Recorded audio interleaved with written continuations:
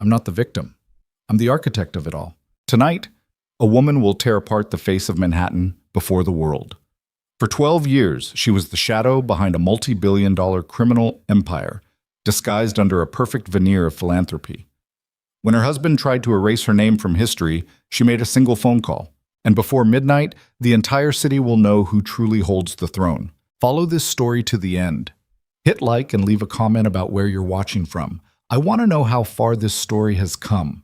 The rain started 3 hours before the gala, hammering against the floor-to-ceiling windows of the penthouse like it wanted inside. Vivian Cross stood barefoot on black marble, staring down at Manhattan through walls of glass that cost more than most people earned in a lifetime. The city below looked like broken jewelry scattered across velvet, all glitter and filth pressed together until you couldn't tell which was which. She held a champagne flute she hadn't touched. Behind her, the penthouse stretched out in brutal minimalism, sharp edges, cold surfaces, nothing soft enough to forgive. Damien designed it that way. He liked things that looked expensive and felt empty. Vivian was 41 years old. She had steel gray eyes that didn't blink often enough, and dark hair pulled back so tight it looked like punishment. People said she was beautiful the way a knife was beautiful, something you admired from a distance and never touched carelessly. Her phone buzzed on the counter. She didn't look at it. She already knew what it said. The invitation list had been updated. Her name was gone. Replaced by Celeste Arden, 28 years old, Stanford MBA, legs that went on forever, an ambition that smelled like gasoline waiting for a match.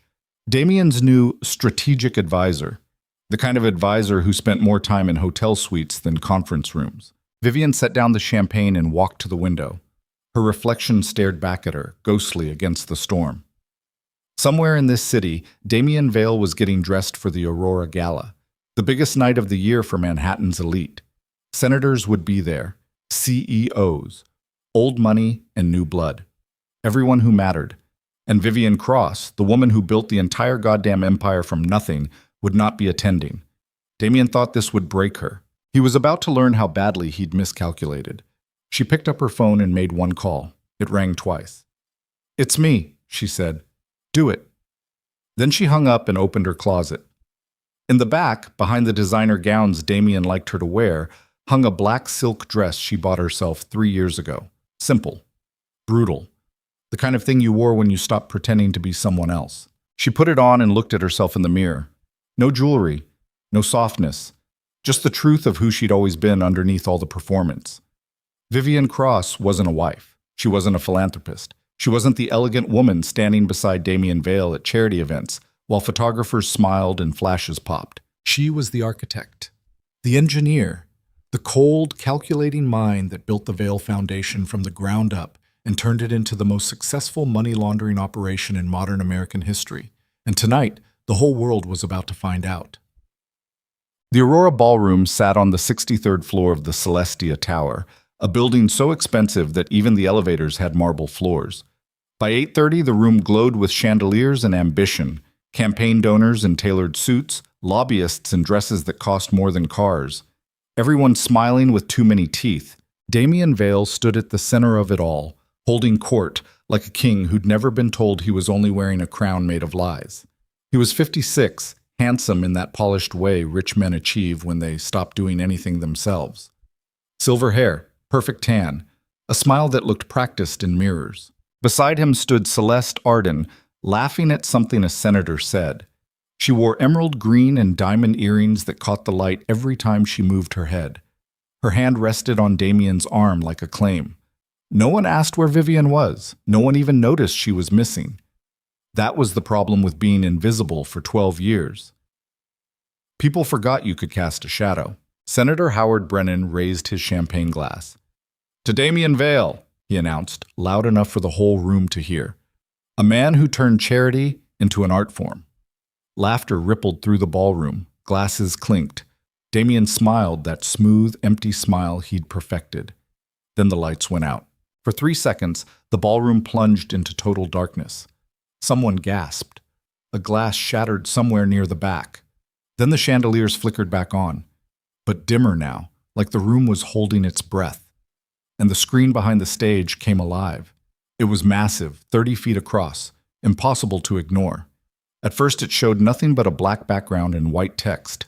The Veil Foundation, a financial history. Damien's smile faltered. He turned toward the stage, confusion creasing his face. What the hell? The screen changed. Spreadsheets appeared. Rows and columns of financial data, offshore accounts in the Cayman Islands, shell corporations in Delaware, donation trails that looped through 3 countries before landing in anonymous LLCs.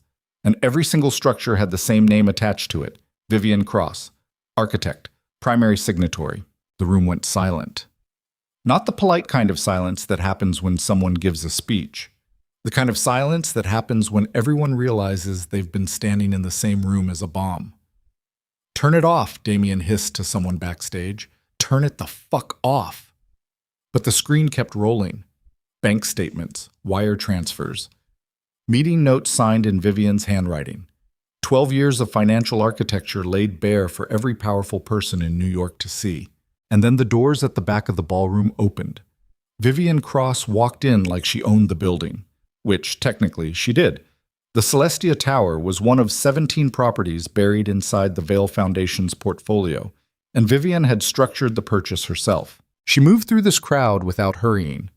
People stepped aside instinctively, like something in their blood recognized a predator when it entered the room. She wore no jewelry, no makeup beyond what was necessary, just the black dress and those steel-gray eyes that didn't blink. Celeste saw her first. The younger woman's face went white. She grabbed Damien's arm. "She's here!" Damien turned. For the first time in 12 years, Vivian watched something crack in his expression. Fear, maybe. Or the sudden realization that he'd been playing checkers while she played chess. Vivian stopped 10 feet away from him. The screen behind her continued cycling through financial records, each one more damning than the last. "Hello, Damien," she said. Her voice carried in the silence. Calm. Almost gentle. The way you'd speak to a child who just realized they'd done something irreversible. "What the hell is this?" Damien's voice shook. He tried to smile, tried to laugh it off, but his hands trembled. "Vivian, what are you doing?" "Telling the truth." She looked past him at the crowd. Senators, CEOs, judges, billionaires, everyone who'd profited from the empire she built. You all thought he did this, that Damien Veil was some kind of genius philanthropist who figured out how to turn donations into miracles. She let that hang in the air. But it was me. Every offshore account, every shell corporation, every dollar that moved through this foundation came through structures I designed. Her eyes found Senator Brennan. Including the $2 million you funneled through the Veil Education Fund last year to hide campaign contributions. Brennan's face went purple. That's a lie. It's on page 47 of the packet your chief of staff is currently downloading from the link I sent to every phone in this room 3 minutes ago. Vivian pulled out her own phone and held it up. Everyone here just received a full financial breakdown of the Veil Foundation. Every transaction, every name, everything. Chaos erupted. Phones buzzed. People started shouting. Security guards appeared from nowhere, unsure who they were supposed to be protecting. Celeste backed away from Damien like he'd caught fire. Damien grabbed Vivian's arm. His fingers dug in hard enough to bruise. "You stupid bitch," he whispered. "Do you have any idea what you've done?" Vivian looked down at his hand, then back up at his face. "I've done exactly what I built this empire to do, Damien. I've made myself visible." She pulled her arm free and turned toward the crowd. Behind her, the screen switched to a new image. A photograph of her and Damien from 12 years ago, standing outside a small office in Brooklyn. The original Veil Foundation office, back when it was just 2 rooms above a dry cleaner and a dream that tasted like desperation. "I was 30 years old," Vivian said. "Damien was 44 and broke. He had charm and connections. I had a degree in financial engineering and no morals left to lose. We made a deal. He'd be the face, I'd be the brain, and together we'd build something that looked legitimate enough to hide the money flowing underneath." Someone in the crowd, a reporter maybe, or just someone stupid enough to ask, shouted out, "Why are you confessing?" Vivian smiled. It wasn't a nice smile. "Because I'm done being invisible." She walked past Damien without looking at him, past Celeste, who stood frozen like a deer in headlights, past all the powerful people who were already calculating how to distance themselves from the explosion. And as she reached the doors, every single person in that ballroom slowly rose to their feet. Not for Damien, for her. Because power recognizes power, even when it's dressed in black silk and walking away from everything. Vivian pushed through the doors and stepped into the hallway. Her hands were steady, her breathing was calm. Somewhere behind her, she heard Damien shouting, Celeste crying, security guards barking into radios. She pulled out her phone and sent one final message to the team she'd assembled in secret over the past 6 months. It's done. Release everything. Then she walked to the elevator, pressed the button for the ground floor, and waited. By the time she reached the lobby, the first news alerts were already hitting phones across the city. Breaking, Vail Foundation founder admits to massive financial fraud. Vivian stepped out into the rain. No umbrella, no car waiting, just her and the city she'd spent 12 years corrupting. She should have felt afraid, guilty, something. Instead, she felt free. The next morning, New York woke up to a war zone. Every major news network led with the same story. Vivian Cross, criminal mastermind or whistleblower. Financial analysts scrambled to decode the thousands of documents flooding the internet. The FBI opened an emergency task force. The stock market dropped 300 points before lunch, and Vivian sat in her penthouse, drinking coffee and watching it all unfold on 6 different screens.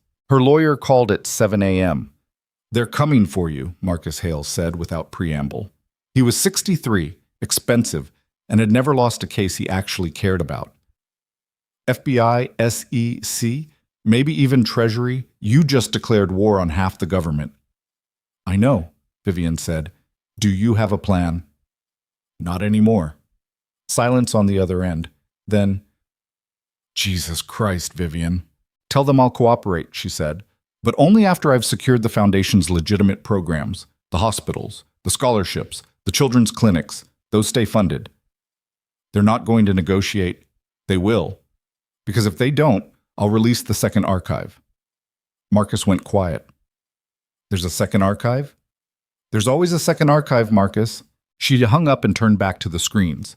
One of them showed footage from outside the Celestia Tower. Federal agents were already loading boxes into vans. Another screen showed Damien being escorted into a black SUV, his perfect hair finally messed up, his face pale. Good. Her phone buzzed. Unknown number. She answered anyway. Vivian Cross? A woman's voice. Young, confident, familiar. Who is this? Celeste Arden. Vivian's hand tightened on the phone. I have nothing to say to you. Then just listen. Celeste's voice dropped lower, almost intimate. You think you destroyed everything last night, but you forgot something. I don't forget. You forgot about Blackwater. Vivian's blood went cold. Blackwater was a failsafe she'd built into the Vail Foundation's financial architecture 8 years ago, a protocol designed to erase everything if the Empire ever came under direct threat. Shell corporations would dissolve, accounts would vanish, money would scatter into untraceable streams. No one knew about Blackwater except her. No one. How do you know that name? Vivian's voice came out flat, dangerous. Celeste laughed. It sounded like breaking glass. Because Damien told me, 6 months ago. When I started sleeping with him, he wanted to impress me. So he showed me all your secrets, Vivian, every single one. You're lying. Am I? Then check your offshore account in Grand Cayman, the one registered to Meridian Holdings. Vivian pulled up her laptop with shaking hands, logged into the account. Her balance should have been $47 million. It was empty. What did you do? Vivian whispered. I activated Blackwater, Celeste said sweetly. About 10 minutes ago. Right now, every account connected to the Vail Foundation is dissolving. Shell corporations are collapsing. By noon, there won't be anything left. You stupid! Vivian's throat closed around the words. Do you have any idea what you just did? That money funds hospitals, scholarships, real people depend on... I don't care about real people, Celeste said. I care about power. And you just gave me all of yours. The line went dead. Vivian stared at the laptop screen as numbers started dropping. 47 million, 46, 45. The protocol was working exactly as she designed it, except now it was being used against her. She grabbed her phone and called Marcus back. How fast can you freeze my accounts? What's happening? Someone's triggering Blackwater. I need to stop it before everything disappears. Vivian, if you freeze the accounts now, the FBI will seize them. I don't care. Just do it. She hung up and started typing, fingers flying across the keyboard. She built Blackwater. She could unbuild it. She just needed time. But time was the one thing she'd run out of. Outside her penthouse windows, 3 black SUVs pulled up to the curb. Vivian watched federal agents in FBI jackets climb out, moving with the kind of precision that said they'd done this before. They were coming. And somewhere in this city, Celeste Arden was laughing. Vivian sat hovered over the keyboard. She had maybe 90 seconds before they breached the lobby, 60 seconds before they reached the elevator, 30 seconds before they knocked on her door.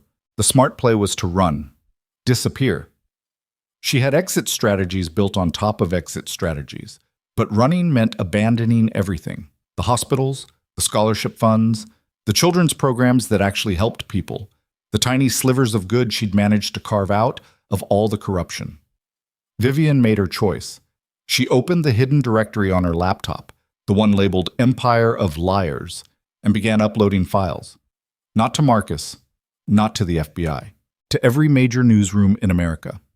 CNN, New York Times, Washington Post, NBC, Reuters, Bloomberg, 12 years of evidence, recordings of senators taking bribes, judges on corporate payrolls, campaign finance violations, insider trading, tax evasion, everything. The upload bar crawled across her screen, 23%, 45%, 61%. Someone pounded on her front door. FBI, open up. Vivian kept typing, 78%, 84%. We have a warrant. Open this door or we're coming in. 92%, 96%. The door crashed open. Footsteps thundered across marble. Vivian hit enter and closed the laptop as 3 federal agents burst into the living room, weapons drawn. Hands where I can see them, the lead agent barked. Vivian raised her hands slowly. Her heart hammered against her ribs, but her face stayed calm.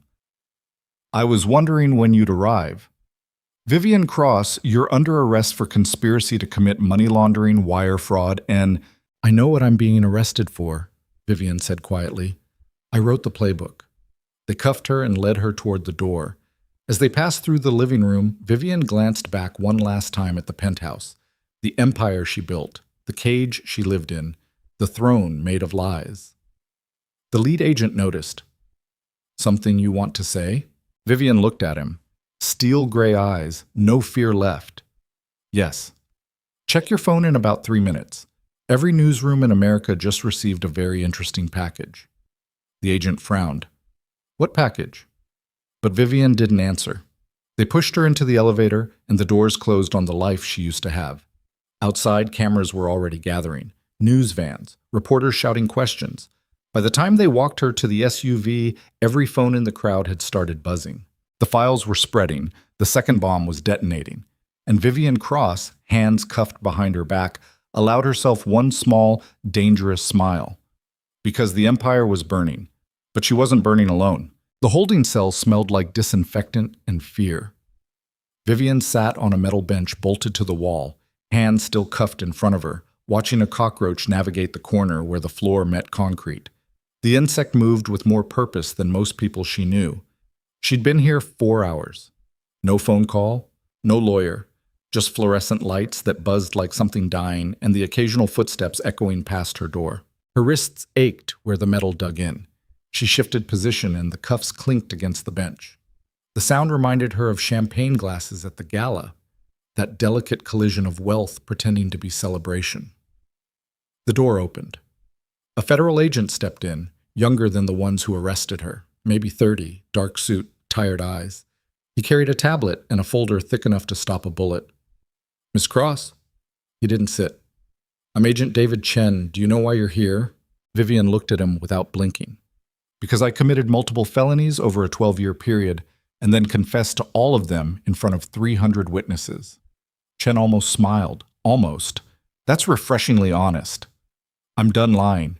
We'll see. He opened the folder. You uploaded files to 17 news organizations approximately 6 minutes before your arrest. Financial records, audio recordings, video evidence of what appears to be systematic corruption involving 47 elected officials, 19 federal judges, and more corporate executives than I can count before lunch. 48 officials, Vivian corrected. You missed Congressman Torres. He's buried in the attachments. Chen set down the folder. You just started a war. I ended one. No. Chen leaned against the wall, arms crossed. You started it. Because now every powerful person you named is scrambling to save themselves. Lawyers are calling in favors. Evidence is disappearing. Witnesses are suddenly developing amnesia. He paused. And your husband just signed an immunity deal.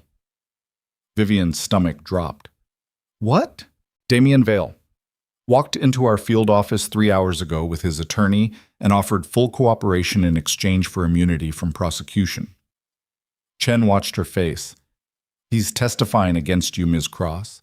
Says you masterminded the entire operation, that he was just a figurehead who signed whatever you put in front of him. The cockroach in the corner stopped moving. Vivian felt something cold slide down her spine. Not fear exactly, but the recognition of a knife sliding between ribs from someone who used to share your bed. He's lying, she said quietly. Maybe, but he's got documentation. Emails where you give him instructions, meeting notes in your handwriting, financial structures with your name on every page. Chen tilted his head. From where we're sitting, his story checks out. From where you're sitting, you're an idiot. Chen's expression didn't change. Help me understand something. You built this empire. You controlled everything. Why confess? Why not just disappear? Vivian looked down at her cuffed hands. The question sat in the air between them like smoke. Why confess? She'd been asking herself that since the moment she walked into the Aurora ballroom. Because I was tired, she finally said. Tired of being invisible. Tired of watching him take credit. Tired of pretending the good we did erased the evil. She met Chen's eyes. I wanted people to know the truth before I disappeared. Well, you got your wish. The whole world knows now. Chen picked up the folder. But here's what you didn't plan for. The systems you exposed, they're fighting back. And they're much better at this than you are. He opened the door and gestured. 2 other agents entered, carrying boxes of documents. They dumped them on the floor in front of Vivian with a heavy thud that echoed off concrete. These are court filings, Chen said, from the last 4 hours. Senator Brennan's lawyers are claiming the financial documents you released were fabricated. Judge Morrison says the recordings are deepfakes. 3 separate CEOs have filed defamation suits against you personally. He crouched down to her eye level. You declared war on the establishment, Ms. Cross, and the establishment doesn't lose. Everyone loses eventually, Vivian said. Not before they destroy you first. Chen stood and walked to the door. Your lawyer's here, Marcus Hale. We're giving you 15 minutes. He paused in the doorway. For what it's worth. I hope you're telling the truth, but hope doesn't win trials. The door closed behind him. Vivian sat alone for 90 seconds before it opened again, and Marcus Hale walked in looking like he'd aged 10 years since their phone call that morning. His suit was wrinkled. His tie was loose. His face had the gray color of someone who'd stopped sleeping. Jesus Christ, Vivian. He sat down beside her on the bench, careful not to touch her. What the hell were you thinking? I was thinking I'd burn it all down. Well, congratulations. You succeeded. Marcus pulled out his phone and showed her the screen. News alerts cascaded down like falling dominoes. Damien Vale cooperates with FBI. Senators deny corruption charges. Vale Foundation under federal investigation. And at the bottom, Celeste Arden missing. Vivian's chest tightened. Missing? Disappeared 6 hours ago. Left her apartment with 2 suitcases and hasn't been seen since. Marcus swiped to another article. But before she vanished, she gave an interview to Bloomberg claiming you threatened to kill her if she exposed your crimes. That's insane. I know it's insane, but it's on camera. 20 million views already. Marcus put the phone away and rubbed his eyes. You're not just fighting a legal battle anymore, Vivian. You're fighting a narrative war, and you're losing. The fluorescent lights buzzed overhead. Vivian could feel her pulse in her wrists where the cuffs pressed against bone. Everything was moving too fast, slipping out of control like water through fingers. What about Blackwater? She asked. Marcus went still. What about it? Celeste activated it. She's draining the accounts. I need you to freeze everything before it disappears. Vivian. Marcus turned to face her fully. I can't freeze accounts that are already under federal seizure. The FBI locked down the Vail Foundation's assets 2 hours ago. Every bank account, every shell corporation, everything. Then the money is gone. Or it will be soon. Marcus's voice was gentle in a way that made it worse. If this Blackwater protocol does what you say it does, the money's scattering right now into untraceable streams, and there's nothing either of us can do to stop it. Vivian closed her eyes. The hospitals, the scholarship programs, the children's clinics. 12 years of trying to carve something good out of corruption, and it was evaporating while she sat in a cell. How much time do I have, she asked. Before they charge you? Maybe 24 hours.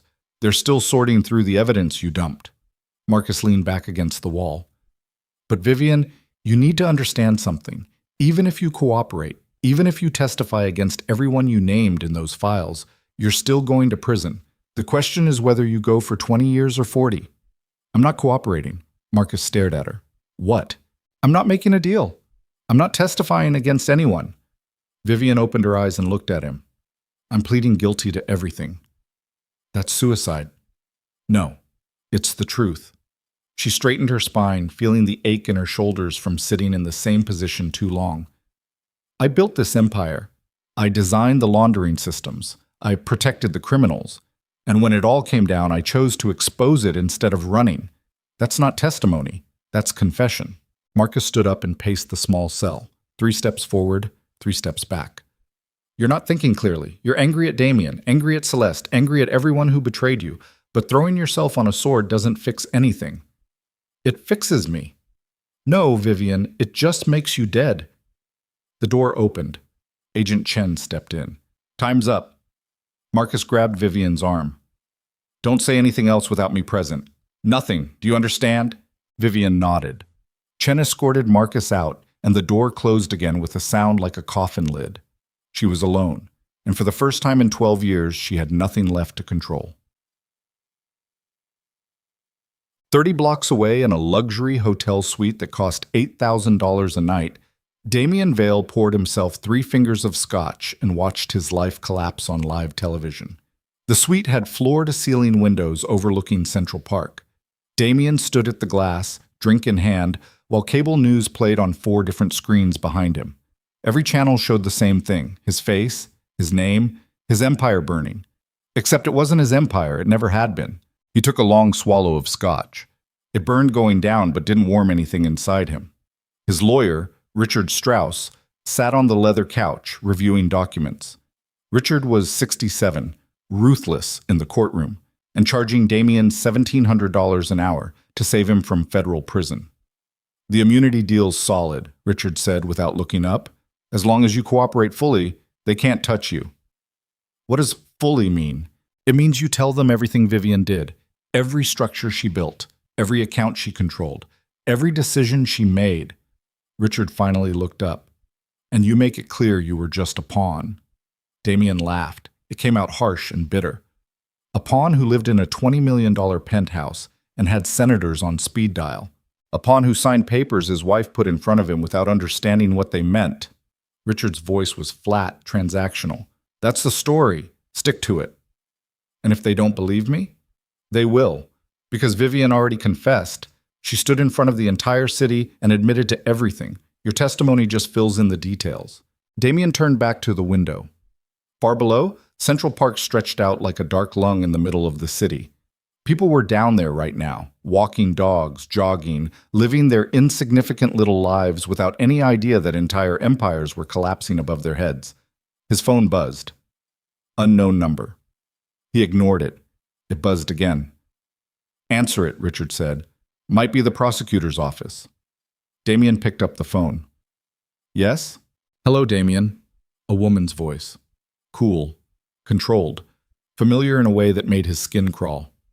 Who is this? You don't recognize me. I'm hurt. A pause. It's Celeste. Damien's hand tightened on the phone. Richard looked up sharply, sensing something wrong. Where are you? Damien asked. Somewhere safe. Somewhere Vivian can't find me. Celeste's voice was different now. Harder, with an edge that sounded like broken glass. I need to talk to you about Blackwaters. I don't know what that is. Don't lie to me, Damien. You told me about it 6 months ago, remember? When you were drunk and trying to impress me? You said Vivian built a failsafe into the Empire, a protocol that could erase everything. Damien closed his eyes. He remembered. Late night in a hotel room that smelled like expensive sheets and bad decisions. He'd been showing off, trying to prove he knew more than Vivian thought he did. I remember, he said quietly. Good. Because I activated it this morning. Right now, every account connected to the Veil Foundation is dissolving. Money's scattering into offshore streams. By midnight, there won't be anything left. You did what? Damien's voice came out strangled. Are you insane? That money belongs to criminals, Celeste finished, including you. But here's the interesting part. I can stop it. I have the override codes. Vivian didn't change them. Damien's pulse hammered in his throat. What do you want? Partnership. Celeste's voice turned sweet, poisonous. You testify against Vivian.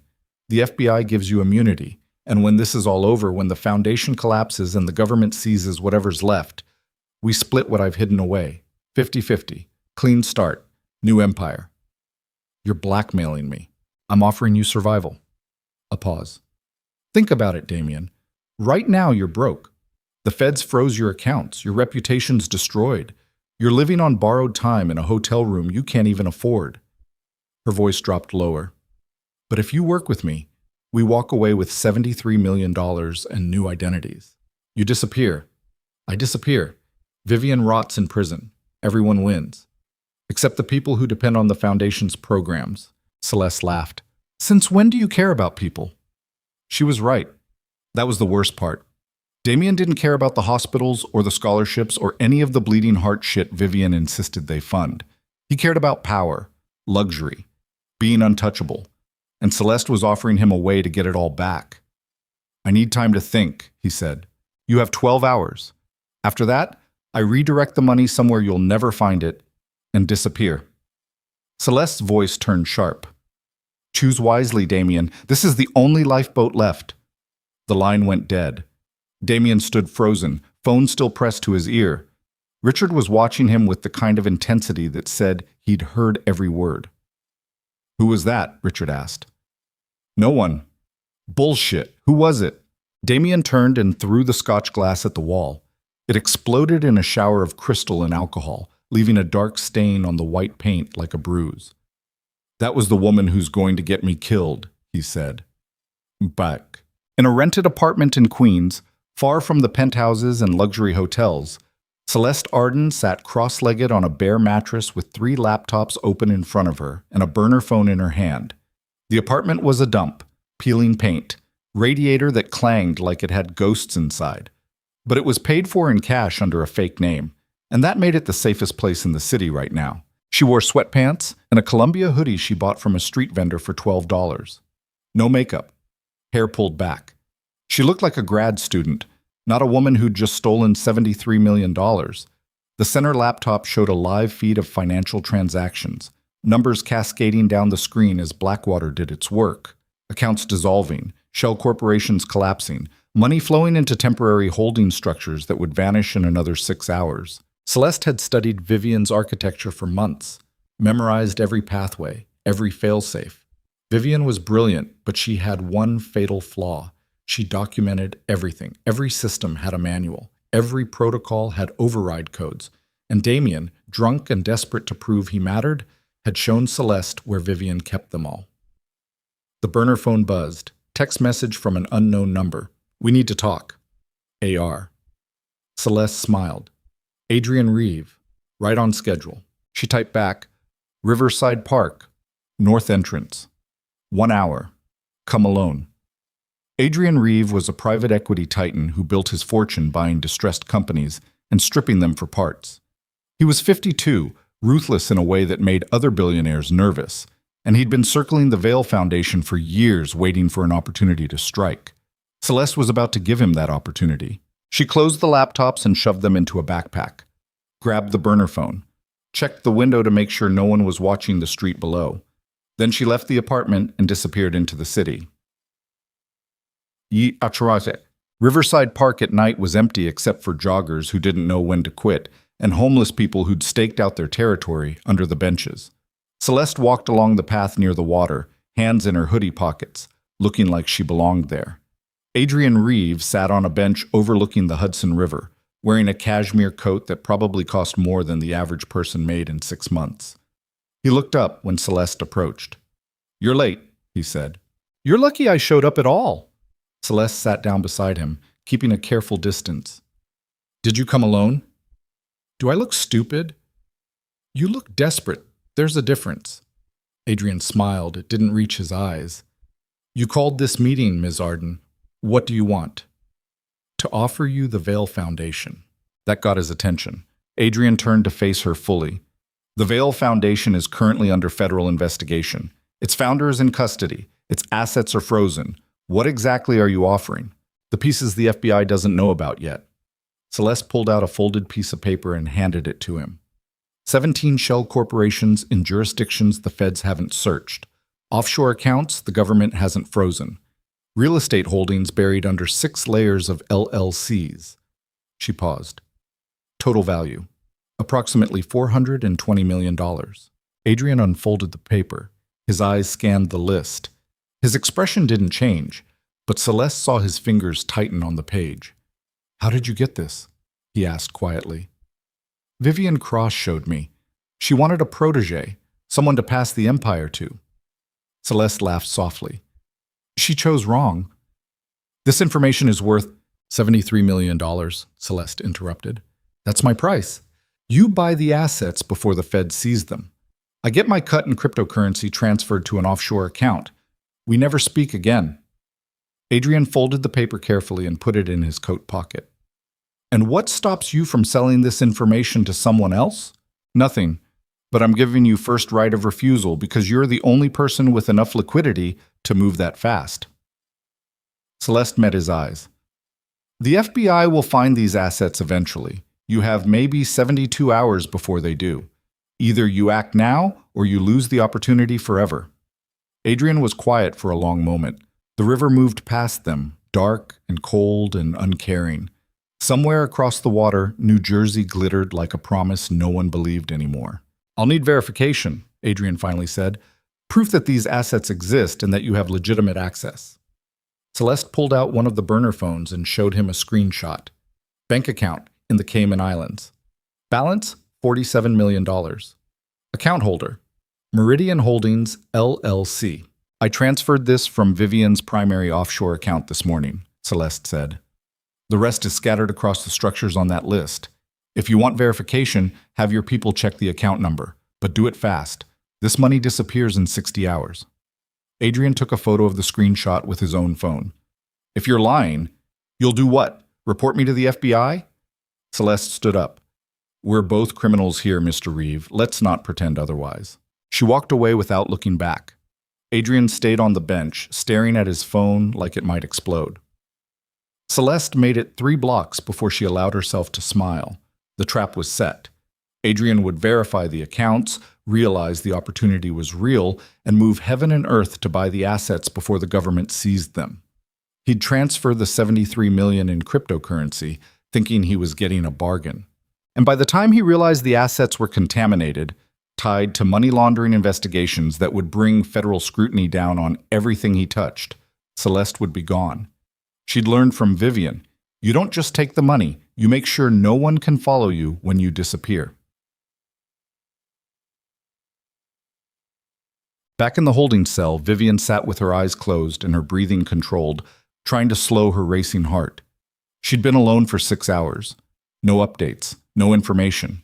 Just fluorescent lights and silence and the growing certainty that everything she'd spent 12 years building was falling apart faster than she could stop it. The door opened. Agent Chen stepped in, but this time he wasn't alone. Behind him walked a woman Vivian didn't recognize. Mid-40s, sharp suit, eyes like a predator sizing up prey. "Ms. Cross," Chen said, "this is Assistant U.S. Attorney Rebecca Marsh. She's heading up your prosecution." Rebecca Marsh sat down across from Vivian and opened a folder thick enough to stop a bullet. "Let's talk about Blackwater." Vivian's stomach dropped. "I don't know what that is." "Yes, you do." Rebecca pulled out a document and slid it across the table. Celeste Arden called our tip line 4 hours ago. Told us about a fail-safe protocol built into the Vail Foundation's financial architecture, a system designed to erase evidence and scatter assets in the event of investigation. She tapped the document. This is the transcript of that call. She claims you built Blackwater 8 years ago and that you're activating it right now while sitting in federal custody. She's lying. Maybe. But we checked your offshore accounts anyway. Rebecca pulled out another document. $47 million vanished from your Cayman Island account this morning. Money that should be frozen as evidence in a criminal investigation. Money that's currently disappearing into untraceable streams while you sit here playing innocent. Vivian's hands started shaking. She pressed them flat against the metal table to stop the tremor. I didn't activate Blackwater. Celeste did. She stole my access codes and... Convenient. Rebecca leaned back in her chair. Your former protege steals your codes, activates your failsafe, and drains your accounts, all while you're in custody with the perfect alibi. It's the truth. The truth is you're destroying evidence. Rebecca's voice turned sharp. And that changes everything. We were willing to discuss a cooperation agreement, maybe reduce your sentence in exchange for testimony. But if you're actively obstructing this investigation, you're looking at the maximum sentence for every charge, 40 years minimum. You'll die in prison, Ms. Cross. The walls felt like they were closing in. Vivian could taste copper in her mouth, blood from where she'd bitten her tongue without realizing it. I can stop it, she said quietly. Blackwater, I can override the protocol if you give me access to my laptop. Rebecca and Chen exchanged a glance. Chen spoke first. Your laptop is evidence. We can't just hand it over. Then let me access it under supervision. You watch everything I do. Record it. I don't care. Vivian leaned forward, cuffs clinking against the table. But if you don't let me stop this, hundreds of millions of dollars disappear forever, including the money funding hospitals and scholarship programs and children's clinics. Real people will suffer. Rebecca studied her face for a long moment. Why should I believe you care about that? Because it's the only good thing I ever built. Vivian's voice cracked. Everything else was corruption and lies. But those programs actually helped people. And if they disappear because I couldn't stop Celeste, then every bit of suffering I caused means nothing. Silence filled the small room. Rebecca tapped her pen against the folder, thinking. 20 minutes, she finally said. We bring your laptop here. You work under direct supervision. Agent Chen watches every keystroke. If you try anything, we shut it down and add obstruction charges. She stood up. And Ms. Cross? This doesn't change your legal situation. You're still going to prison. This just determines whether you go as someone who tried to fix their mistakes or someone who let the world burn out of spite. I understand. Rebecca nodded to Chen and left the room. Chen uncuffed Vivian's hands and massaged her wrists where the metal had left red marks. For what it's worth, Chen said quietly, I hope you're telling the truth. So do I. 10 minutes later, they brought in her laptop. Vivian's fingers shook as she opened it and logged in. The screen came alive, showing financial dashboards she'd designed years ago. Beautiful, elegant systems of corruption that looked like works of art if you didn't know what they were for. She opened the Blackwater directory. The protocol was running exactly as designed, methodically dissolving accounts and scattering money into untraceable streams. Vivian had built it to be irreversible once activated, a scorched earth option if the Empire ever came under direct threat. She never imagined someone would use it against her. Her fingers flew across the keyboard, typing override commands from memory. Chen stood behind her, recording everything on his phone. Rebecca watched from the doorway, arms crossed. Talk us through what you're doing, Chen said. Blackwater works in stages, Vivian explained without stopping. Stage 1 dissolves shell corporations. Stage 2 empties offshore accounts. Stage 3 scatters the money into temporary holding structures that vanish after 72 hours. Right now we're in Stage 2. I'm trying to freeze Stage 3 before it initiates. Can you reverse what's already happened? No, the money from Stage 1 and 2 is gone, but I can save what's left. Her fingers paused over the keyboard. If I can find the master override. She dove deeper into the system architecture, following pathways she'd built years ago when she thought she'd always be the one controlling them. Celeste had changed some of the access codes, But the underlying structure was still Vivian's design, and Vivian knew every hidden door. Got it. She pulled up the master control panel. A timer counted down in the corner of the screen. 9 hours, 47 minutes, and 22 seconds. 9 hours and 47 minutes until Stage 3 initiated and the remaining money disappeared forever. Her finger hovered over the override command. Then the laptop went black. What the hell? Vivian frantically pressed keys. Nothing responded. The screen stayed dark. Chen leaned over her shoulder. What happened? Someone cut my access remotely. Vivian slammed her fist on the table. Celeste! She's watching the system. She knew I'd try to stop it. Rebecca stepped into the room. Can you regain access? Not without the encryption key. And Celeste changed it. Vivian stared at the dark screen, watching her last chance slip away. She locked me out of my own system. The room went quiet. Somewhere outside the building, sirens wailed. Inside, the fluorescent lights buzzed and 3 people watched an empire finish dying. There's one other option, Vivian said quietly. Rebecca raised an eyebrow. What? Celeste needs the money to actually disappear. Stage 3 sends it to Final Destinations, accounts she controls. If we can find her before that happens, we can stop the transfer manually. You're suggesting we use you as bait. I'm suggesting you have 9 hours to find a woman who's very good at hiding, and the only person who knows how she thinks is sitting right here. Vivian looked up at Rebecca. Let me help you find her. Not for me. For the people who depend on those programs. Chen shook his head. That's insane. You're a federal prisoner. Who just tried to stop the evidence from disappearing, Vivian interrupted. You recorded everything. You know I'm telling the truth. So either you use me to find Celeste, or you watch $300 million evaporate and explain to Congress why you let it happen. Rebecca was quiet for a long time. Too long. Vivian could see her calculating risks, weighing outcomes, trying to decide if this was brilliant or career suicide. Finally, Rebecca pulled out her phone and made a call. Get me the field office supervisor now. She stepped into the hallway. Vivian and Chen sat in silence, listening to muffled conversation through the door. When Rebecca came back, her face was unreadable. We're moving you to a secure location, she said.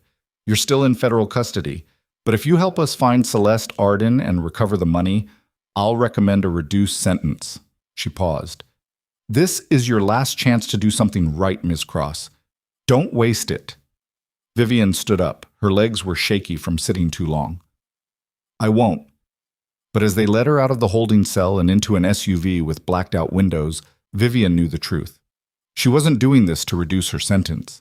She was doing it because somewhere in this city, a woman she'd mentored, trusted, and underestimated was about to disappear with everything Vivian had spent 12 years building. And Vivian Cross, architect of empires, wasn't ready to let that happen. Not yet. Not while she still had breath in her lungs and one final move left to play. The SUV pulled away from the federal building. Through the tinted windows, Vivian watched Manhattan slide past. All those towers full of corrupt men sleeping peacefully while the city burned around them. The timer was counting down. 9 hours and 42 minutes until everything disappeared. And Vivian had no idea if she could stop it. But she was going to die trying. The safe house was a converted warehouse in Red Hook, Brooklyn, far enough from Manhattan that the city's lights looked like dying stars through the grimy windows. Vivian sat at a metal table surrounded by federal agents, computer equipment, and the smell of stale coffee that had been sitting in the pot since morning. 9 hours and 17 minutes left on the clock. Agent Chen sat across from her, tablet in hand, while Rebecca Marsh paced behind him like a caged animal looking for an exit.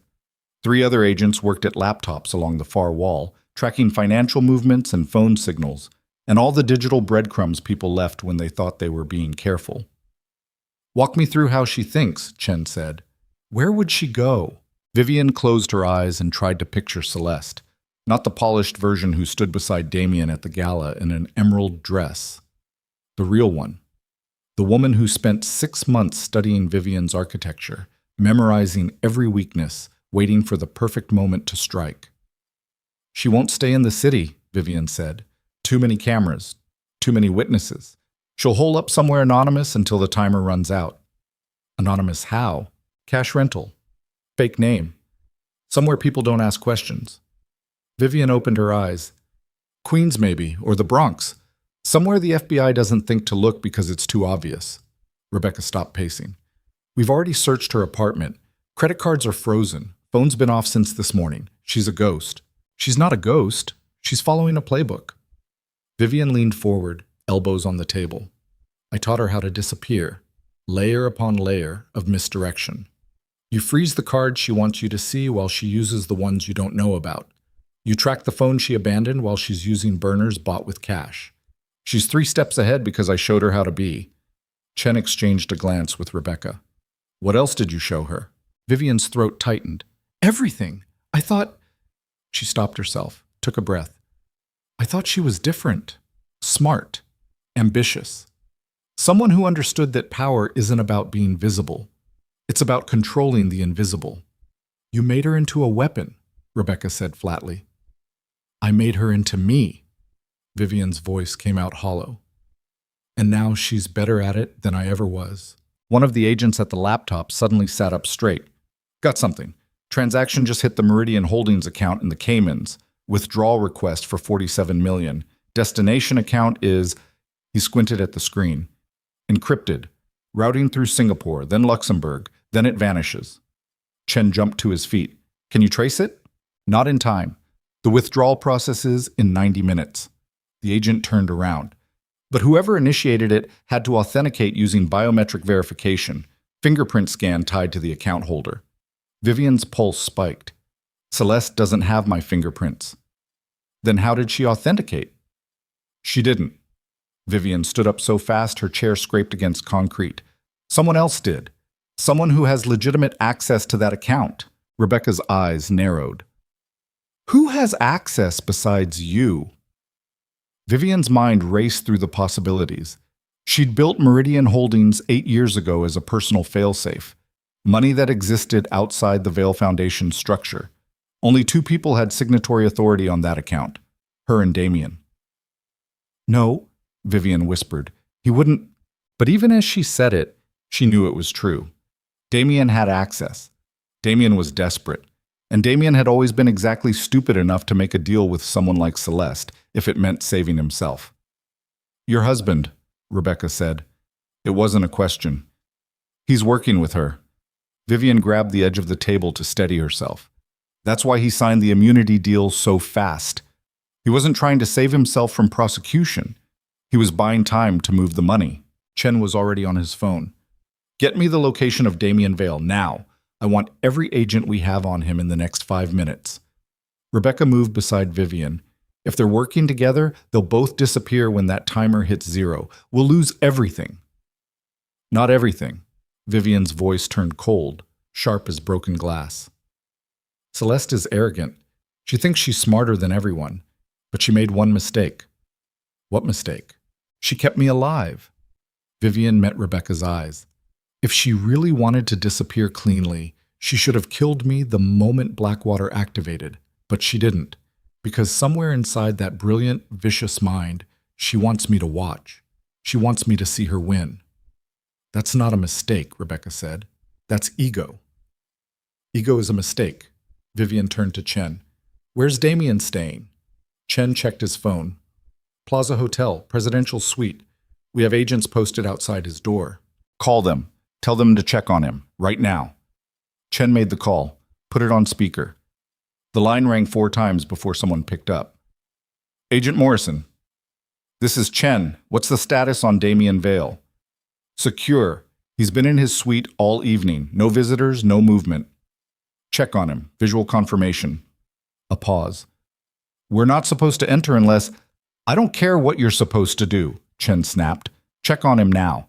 Rustling sounds. Footsteps. A knock on a door. Mr. Vail? It's the FBI. We need visual confirmation. Silence. Another knock, harder this time. Mr. Vail? Open the door or we're coming in. Nothing. Then the sound of a door being forced open. Footsteps. A sharp intake of breath. He's gone! Morrison's voice came through tight with panic. Suite's empty. Looks like he left hours ago. Rebecca's face went white. How the hell did he get past you? I don't know. We've been posted here since... Morrison stopped. Wait, There's a service elevator. Connects directly to the parking garage. If you use that... Chen hung up and grabbed his jacket. He's running, which means the timer's about to hit 0 and they're both going to vanish. Vivian shook her head. Not yet. They still need to transfer the money. That takes time, authentication, verification. Even with biometric access, moving $47 million through encrypted channels requires... She stopped mid-sentence. Her brain caught up to what her mouth was saying. Oh, God. Rebecca grabbed her arm. What? They don't need time, because they're not moving $47 million. Vivian turned to the agent at the laptop. Pull up the Meridian account again. Check the withdrawal request. What's the exact amount? The agent typed. His face went gray. $47,322. $322, Vivian repeated slowly. That's not round. That's not a transfer amount. That's a test, Chen finished. They're testing the authentication to make sure it works, which means the real transfer hasn't happened yet. Vivian's mind raced. They're waiting for something, some specific condition before they move the money. Rebecca pulled out her phone and started typing. What condition? Vivian closed her eyes and forced herself to think like Celeste. Smart, careful, always 3 steps ahead. You don't steal $300 million and disappear immediately. You create distance first. Confusion, chaos. Her eyes snapped open. The files I released last night, the evidence of corruption. It's creating noise. Senators resigning, CEOs getting arrested. Every powerful person I named is scrambling to protect themselves. She looked at Rebecca. That's the condition. They're waiting for maximum chaos, when everyone's too distracted to notice 2 more criminals disappearing into the smoke. Chen's phone buzzed. He looked at the screen and his expression went dark. We just got word. Senator Brennan was arrested 30 minutes ago. Judge Morrison is being escorted out of his chambers. 3 CEOs are in federal custody. And, he scrolled down.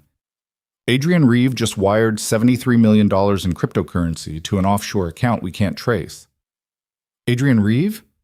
Vivian's blood went cold. Why would... And then she understood. Celeste hadn't just stolen Vivian's money. She'd sold access to the Vail Foundation's hidden assets to Adrian Reeve. Made him think he was buying a bargain. And when the FBI eventually traced those assets back to money laundering operations, Adrian would be the one holding the bag. It was brilliant, vicious, exactly the kind of multi-layered trap Vivian would have designed herself. She's not just stealing the money, Vivian said quietly.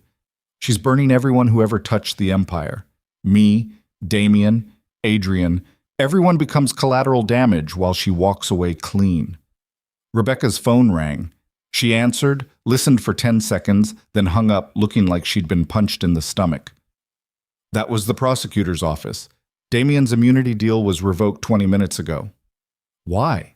Because new evidence just surfaced. Video footage of him meeting with Celeste Arden 2 days before your gala. They were planning this together. Rebecca's voice shook with barely controlled rage.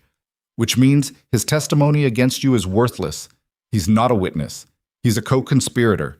The pieces fell into place in Vivian's mind like dominoes collapsing. Damien hadn't betrayed her on impulse. He'd been planning it for months, working with Celeste, using Vivian's own architecture against her. And when everything collapsed, they'd both disappear while Vivian rotted in prison taking the blame. Where did the video come from? Vivian asked. Rebecca checked her phone. Anonymous tip sent to 6 different news outlets simultaneously. Celeste sent it. She's cutting him loose. Vivian started laughing. It came out harsh and bitter, like something breaking inside her chest. She used him to get access to the accounts, and now she's throwing him to the wolves, just like she did with me, just like she'll do with Adrian. Why would she burn her own partner? Because partners are liabilities. Vivian's laughter died. I taught her that too. Chen's phone rang again. He answered and his face went pale. When? How long ago? He listened, jaw clenched. Locked down the entire area. No one in or out. He hung up and looked at Vivian. They found Damien. Where? Brooklyn Bridge. He jumped 40 minutes ago. Body just washed up near the Brooklyn Navy Yard. The room went silent. Vivian felt something cold and empty open up inside her chest. Damien was dead. The man she'd spent 12 years building an empire with. The man who'd betrayed her, tried to destroy her, plotted with her enemy. Dead. Suicide? Rebecca asked quietly. They're calling it that. Chen's voice was flat. But there were bruises on his wrists, defensive wounds on his hands. Medical examiner thinks someone helped him over the railing. Vivian sat down slowly. Her legs wouldn't hold her anymore. Celeste, we don't know that. Yes, you do. Vivian looked up at Chen. She needed his fingerprints to authenticate the withdrawal. After that, he was just a loose end, someone who could testify against her.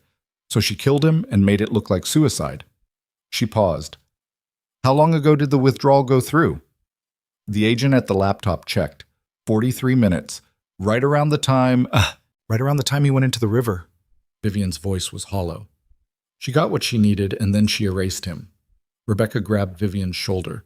Focus, we still have She checked her watch.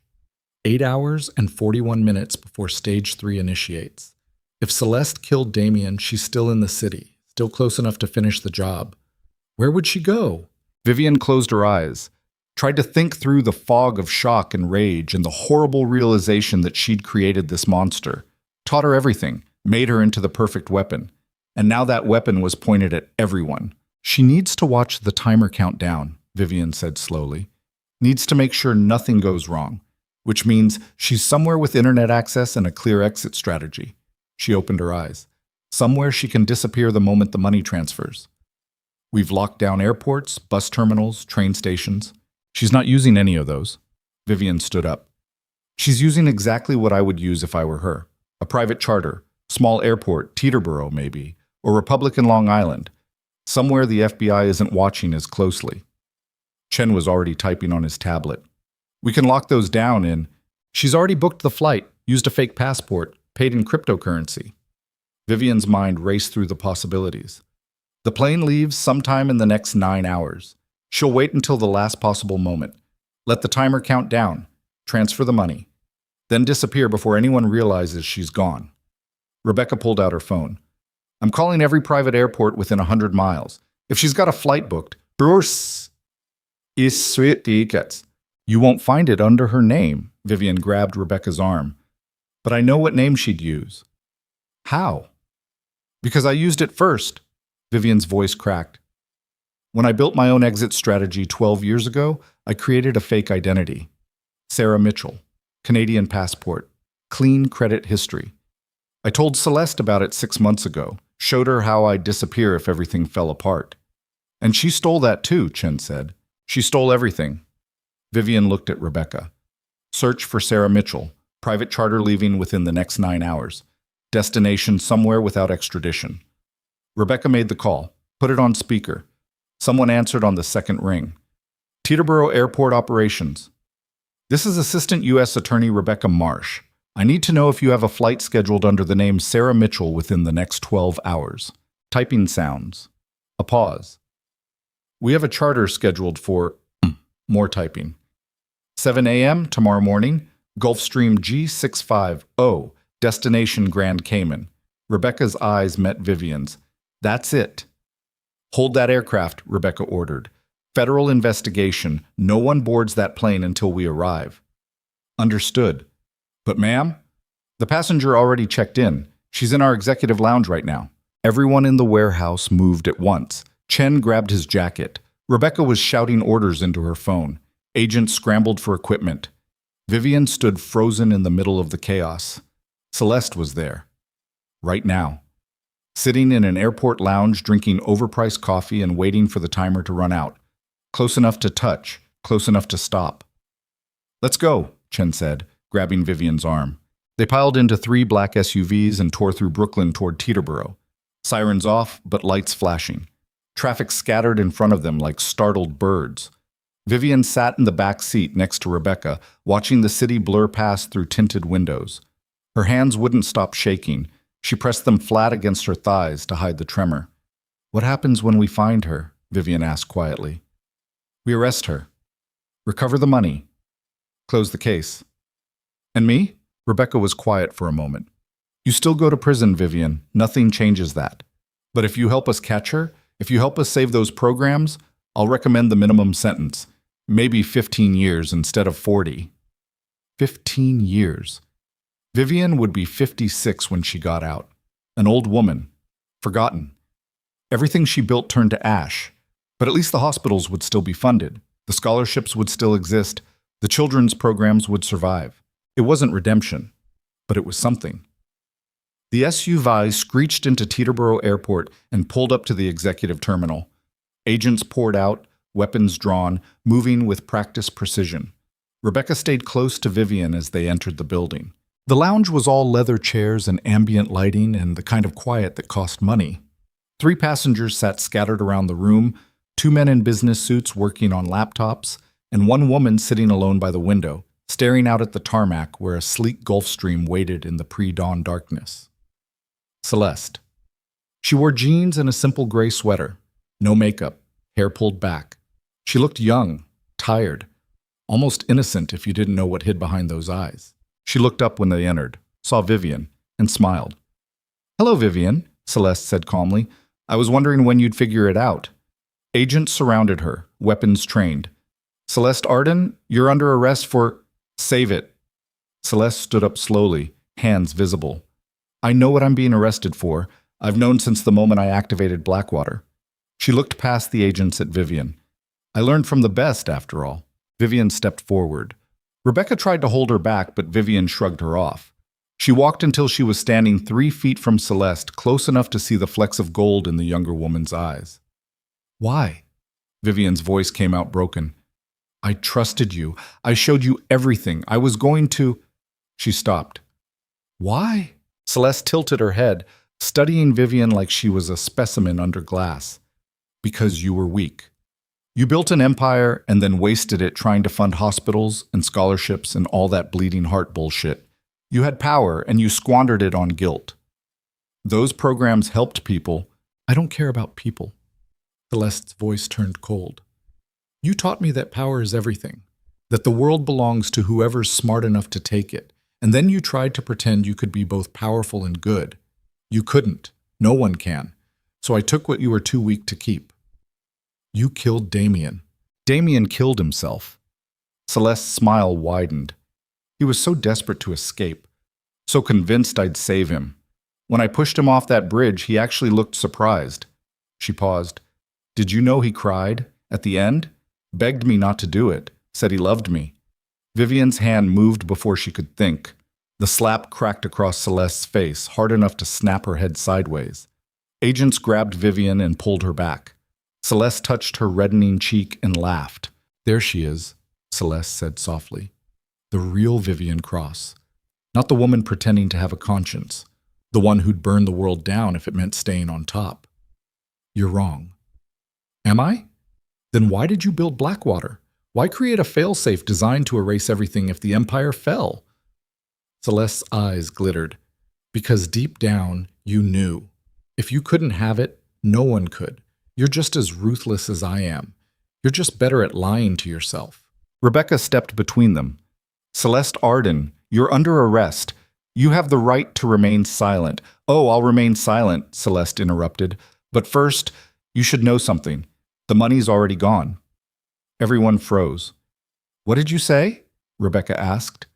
Celeste pulled a phone from her pocket. Agents raised their weapons, but she moved slowly, deliberately, showing them the screen. A timer counted down. 0 hours, 4 minutes, 17 seconds. 4 minutes and 17 seconds. "I moved up the schedule," Celeste said. "Changed the authentication protocols, the money transfers in 4 minutes. Not 9 hours. 4 minutes. And there's nothing you can do to stop it." Chen grabbed the phone, stared at the screen. His face went gray. "She's telling the truth. The transfer's already processing." Rebecca turned to Vivian. "Can you stop it?" Vivian looked at the timer, 4 minutes and 3 seconds. Her mind raced through possibilities. Override codes. System backdoors. Anything she'd built into the architecture that Celeste might have missed. But even as she thought it, she knew the truth. Celeste hadn't missed anything, because Vivian had taught her not to.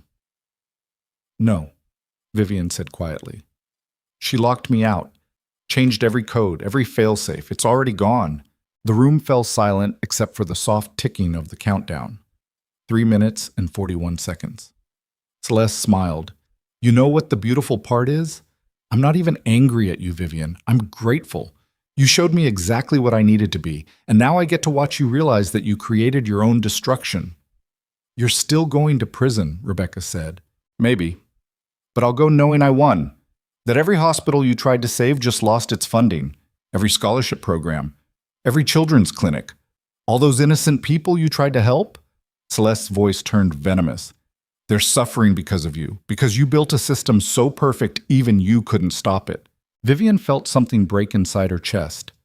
The weight of 12 years. The guilt. The compromises. The horrible realization that Celeste was right. She'd built this, created the weapon, and now it was destroying everything she'd tried to protect. The timer hit 2 minutes. Wait, Vivian said suddenly. The destination account. Where's the money going? Chen checked the phone. Encrypted routing, Singapore to Luxembourg to... He squinted. Switzerland.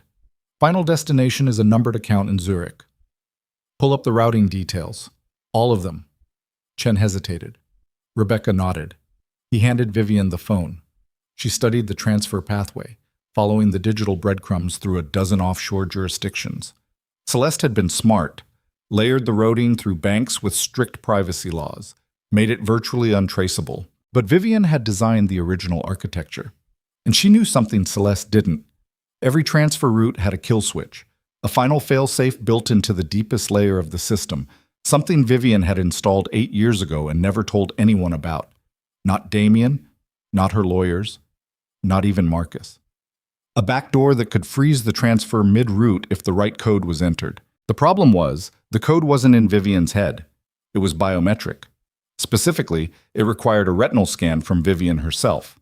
And she was standing in an airport lounge 60 miles from the authentication terminal in Manhattan. 1 minute and 37 seconds. I can stop it, Vivian said, but I need to get to my penthouse. There's a terminal in my office. If I can access it, you'll never make it in time, Chen said. We're 45 minutes away, even with sirens. Then we're out of options. Rebecca's voice was flat. The money's gone. Vivian stared at the timer. 1 minute and 12 seconds. All those hospital beds, all those scholarship recipients, all those children who depended on programs funded by dirty money turned clean through sheer force of will, gone in 72 seconds. There's one other way, Celeste said softly. Everyone turned to look at her. She stood perfectly still, hands cuffed in front of her, wearing that same cold smile. What way? Rebecca demanded. The authentication terminal isn't just in Vivian's penthouse. There's a backup, a mobile unit I built 6 months ago. Celeste's eyes met Vivian's. It's in the trunk of my car, parked in the long-term lot 300 yards from here. The timer hit 48 seconds. You're lying, Vivian said. Am I? Check the transfer logs. You'll see the last time the system was accessed, 2 hours ago, from this location. Celeste tilted her head. I was testing the mobile terminal, making sure it worked. And it does, perfectly. Chen was already typing. His face went white. She's right. Last access point was Teterboro Airport, 2 hours and 17 minutes ago. 33 seconds. Rebecca grabbed Celeste. Where's the car? Exactly. Long-term lot. Section C. Row 7. Black Mercedes. Plate number... Celeste paused, savoring the moment. Actually, I don't remember, but I'm sure you'll figure it out in 30 seconds. You... Rebecca shoved her toward an agent. Take her. Now! Rebecca grabbed Vivian and ran. Chen and 3 other agents followed. They burst through the terminal doors into the pre-dawn cold. The long-term lot stretched out in front of them, packed with hundreds of cars disappearing into darkness. 24 seconds. Section C, Rebecca shouted. They ran through rows of vehicles. Mercedes. Mercedes. Too light. Too old. Wrong model. 15 seconds. There, Chen pointed. Black Mercedes. New. Right section. They sprinted toward it. Vivian's lungs burned. Her legs screamed. The cuffs bit into her wrists. 10 seconds. Chen pulled out his weapon and fired twice. The driver's side window exploded. He reached through and popped the trunk. 7 seconds. The trunk opened. Inside sat a metal briefcase. Chen grabbed it, fingers fumbling with the clasps. 5 seconds. The briefcase opened. Inside, a tablet connected to a retinal scanner. The screen glowed with the transfer interface, a single button labeled Authenticate, 3 seconds. Vivian leaned over the scanner. The blue light swept across her eye once, twice, identity confirmed. Enter authorization code. What code? Rebecca screamed. Vivian's mind went blank. Code. What code? She'd built this system 8 years ago. The override protocol, the kill switch, the final failsafe that... 1 second. Her fingers moved on instinct, muscle memory from 1,000 late nights typing in her office. She entered 8 digits. The date she'd founded the Veil Foundation. The day everything started. The screen flashed red, transfer frozen, funds secured. Vivian collapsed against the car. Her legs gave out. She slid down to the asphalt, gasping for breath. Rebecca caught her, held her up. Chen stood over them both, still holding the briefcase, looking like he'd just watched someone come back from the dead. You did it, Rebecca whispered. You stopped it. Vivian couldn't speak, couldn't breathe. The sky above her was starting to lighten with dawn. That gray-blue moment before sunrise, when the whole world looked like a question waiting for an answer. Behind them, sirens approached. More federal agents arriving. An army of law enforcement descending on a woman who'd just saved $300 million while destroying her own life. Come on, Rebecca said gently, helping Vivian to her feet. Let's get you inside. They walked back toward the terminal. Vivian's legs barely worked. Her whole body shook with exhaustion and adrenaline crash. Through the windows, she could see Celeste sitting in the lounge, surrounded by agents. The younger woman looked up, met Vivian's eyes, and smiled. Not the victorious smile from before. This one was different, colder, like she knew something Vivian didn't. They brought Vivian back into the lounge, sat her down in a leather chair while medical personnel checked her vitals. Blood pressure through the roof, heart rate dangerous, signs of acute stress. Chen approached with the metal briefcase. The funds are secure. We've frozen the accounts, recovered everything. What about the money already transferred? Vivian asked. The $47 million to Meridian Holdings. The $73 million Adrian Reeve paid. We're working on recovery now. Should have it all back within... Chen stopped. His phone was ringing.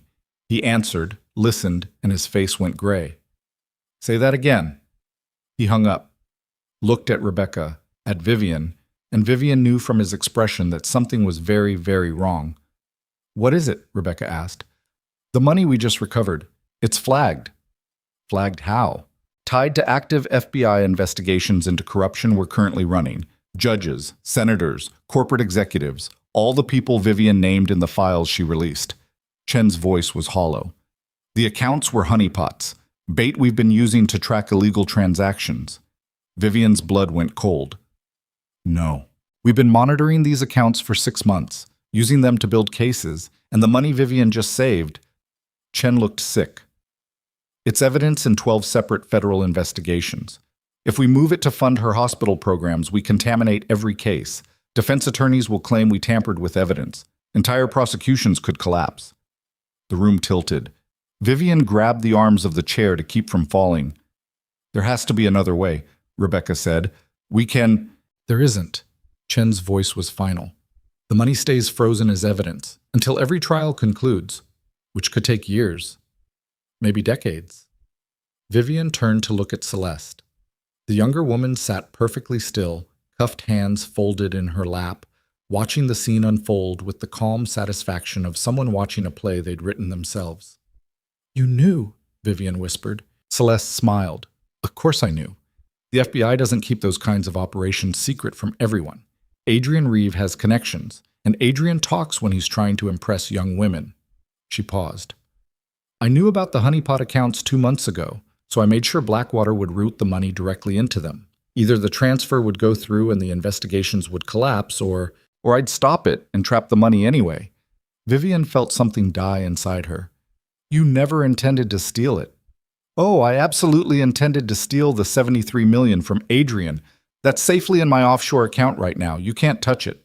Celeste leaned back. But the rest? The $300 million you just saved?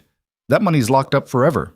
And every hospital, every scholarship program, every children's clinic you were trying to protect just lost its funding anyway. Rebecca grabbed Celeste by the collar. You destroyed evidence in federal investigations. That's obstruction, conspiracy. You just added 20 years to your sentence. Maybe. Celeste didn't flinch. But I also destroyed Vivian's last hope. And that's worth every year. Vivian stood up slowly, walked over to where Celeste sat, looked down at the woman she'd mentored, trusted, created. Why do you hate me so much? Vivian asked quietly. Celeste's smile faded. For just a moment, something real flickered behind her eyes, something wounded and old and buried deep. Because you had everything I wanted, she said. Power, control, the ability to reshape the world. And you threw it away trying to be good, trying to pretend that money could wash away the blood. Her voice dropped to a whisper. I don't hate you, Vivian. I hate what you wasted. I didn't waste anything. Then what do you have left? Celeste gestured around the room. Your empire's destroyed. Your husband's dead. Your money's frozen. You're going to prison for the rest of your life. And every person you tried to save is suffering anyway. She leaned forward. So tell me, Vivian, what was it all for? Vivian looked at her for a long moment. Then she turned and walked away. Rebecca followed her outside. Dawn was breaking now, painting the sky in shades of pink and gold that hurt to look at. Beautiful and indifferent, like the world didn't care that everything had just fallen apart. I'm sorry, Rebecca said quietly. Don't be. Vivian's voice was steady, empty. She's right about everything. I built this. I created her. This is exactly what I deserve. That's not true, Sut. Yes, it is. Vivian turned to face her. I spent 12 years thinking I could control corruption. Use it. Point it in the right direction. But corruption doesn't work that way. You can't build an empire on blood money and expect good to grow from it. She paused. Celeste understood that from the beginning. I never did. Rebecca was quiet. Somewhere behind them, agents were loading Celeste into an SUV. The woman who'd destroyed everything looked calm, almost peaceful. What happens now? Vivian asked. You go back into custody. We process you. Formal charges. Arraignment. Trial. Rebecca's voice was gentle. And then prison. For a very long time. Vivian nodded. And the programs, the hospitals? We'll try to find alternative funding, private donations, government grants, but most of them will close. Vivian finished the sentence.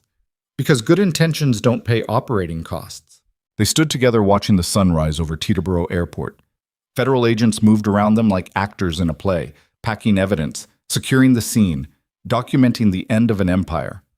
Vivian thought about the hospitals closing their doors, the scholarships being withdrawn, the children's programs shutting down one by one. All those people she'd tried to help, suffering because she'd built their salvation on a foundation of lies. Celeste was right. It was all for nothing. An agent approached. Ma'am, we're ready to transport. Rebecca nodded. She turned to Vivian. I'll make sure you get credit for stopping the transfer, for trying to save what you could. It might not reduce your sentence much, but I don't want credit, Vivian said. I just want it to be over. They walked her to this SUV, cuffed her hands again, helped her into the back seat. Through the tinted windows, she watched the airport recede as they pulled away. The sun climbing higher, the world waking up to another day that didn't care who'd won or lost. In the seat beside her, Rebecca was typing on her phone, making calls, coordinating with prosecutors, preparing for the media storm that would erupt when news broke that both Vivian Cross and Celeste Arden were in custody. But Vivian wasn't thinking about any of that. She was thinking about a moment 12 years ago, standing in a small office above a dry cleaner in Brooklyn. Young, ambitious, convinced she could outsmart the system, and Damien beside her holding champagne in plastic cups, promising they'd change the world. They'd changed it all right, just not the way either of them planned.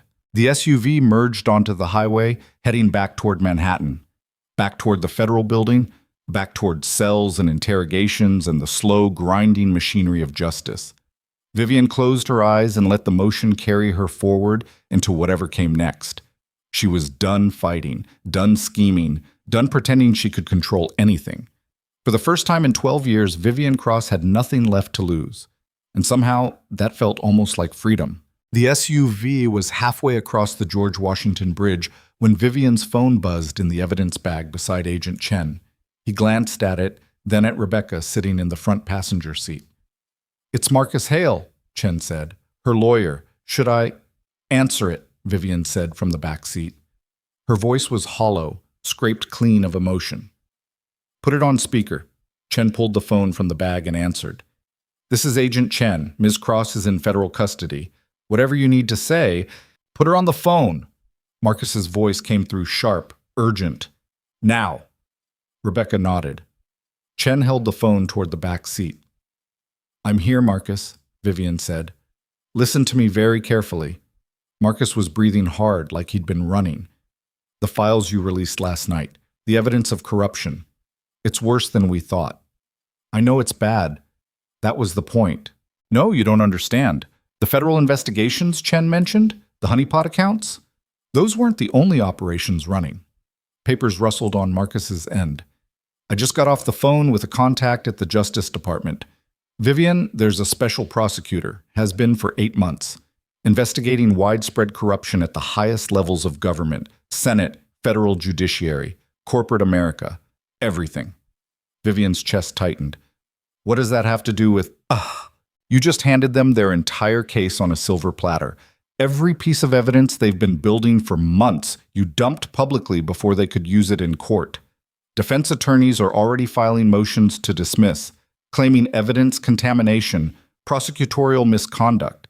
The whole operation is falling apart." The SUV felt like it was shrinking. Vivian pressed her cuffed hands against her temples. "I didn't know." "Of course you didn't know, because it was classified at the highest level. But now it's public. And every corrupt senator, every bought judge, every criminal executive you thought you were exposing, they're going to walk because you contaminated the evidence chain." Rebecca turned around in her seat. "That's not Ms. Cross's fault. She couldn't have known—" "It doesn't matter whose fault it is," Marcus snapped. "What matters is that in trying to burn down the empire, Vivian just saved everyone she was trying to destroy. The special prosecutor's office is in chaos.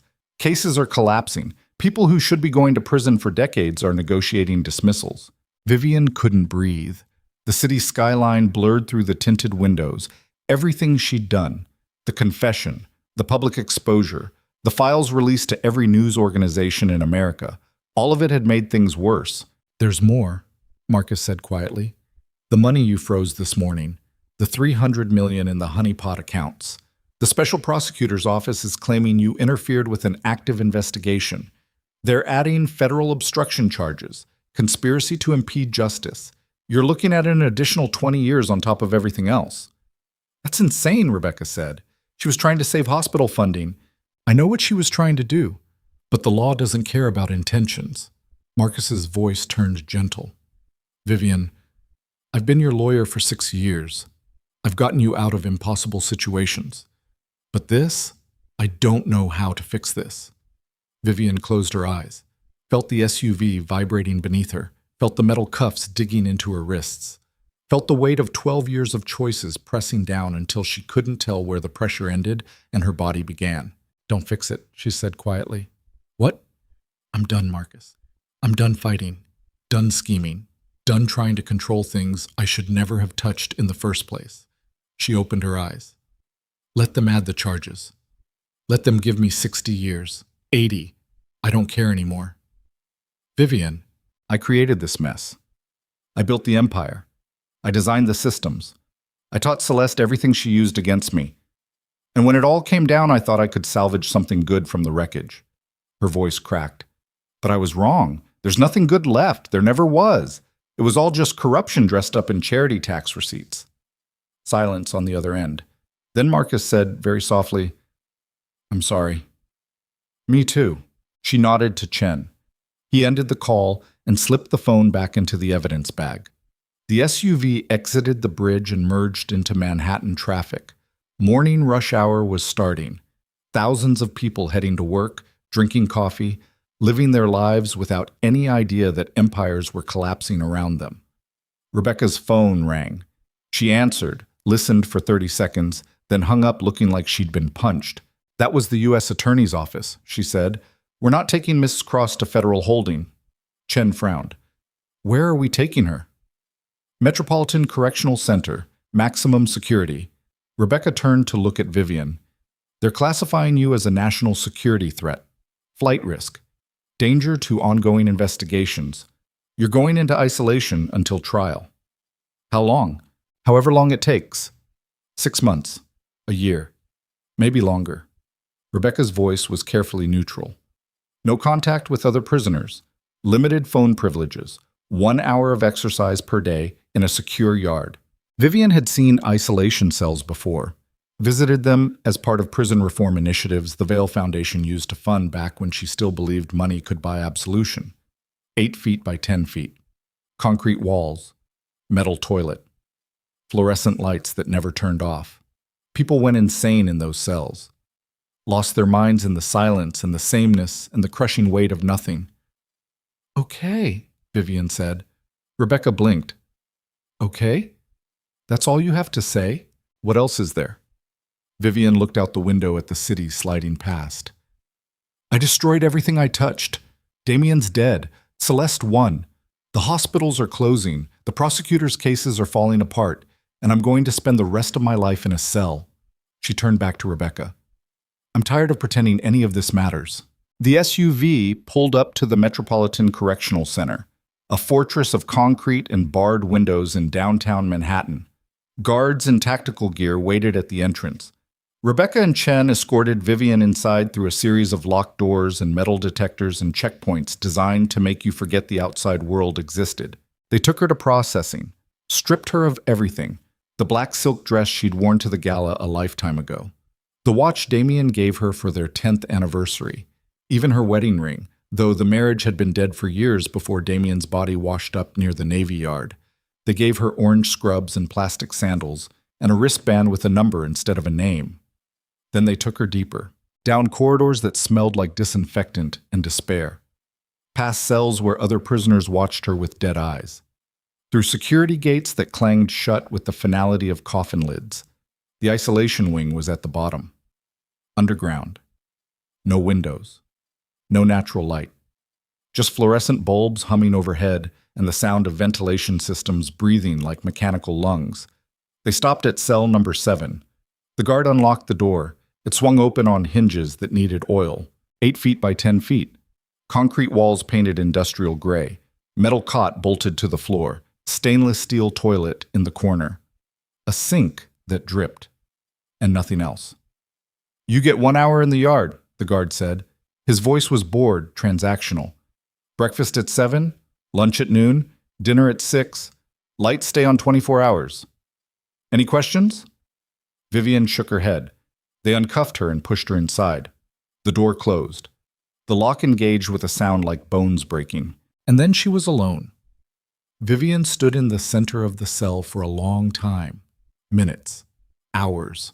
Time stopped meaning anything down here. The fluorescent lights buzzed. The ventilation system wheezed. Somewhere far away, someone was screaming, but the sound was muffled, distant, like it was happening underwater. She sat down on the metal cot. The mattress was 2 inches thick and smelled like industrial cleaner. She put her head in her hands and tried to remember what daylight felt like. The door opened. Vivian looked up. A guard stood in the doorway. Different one.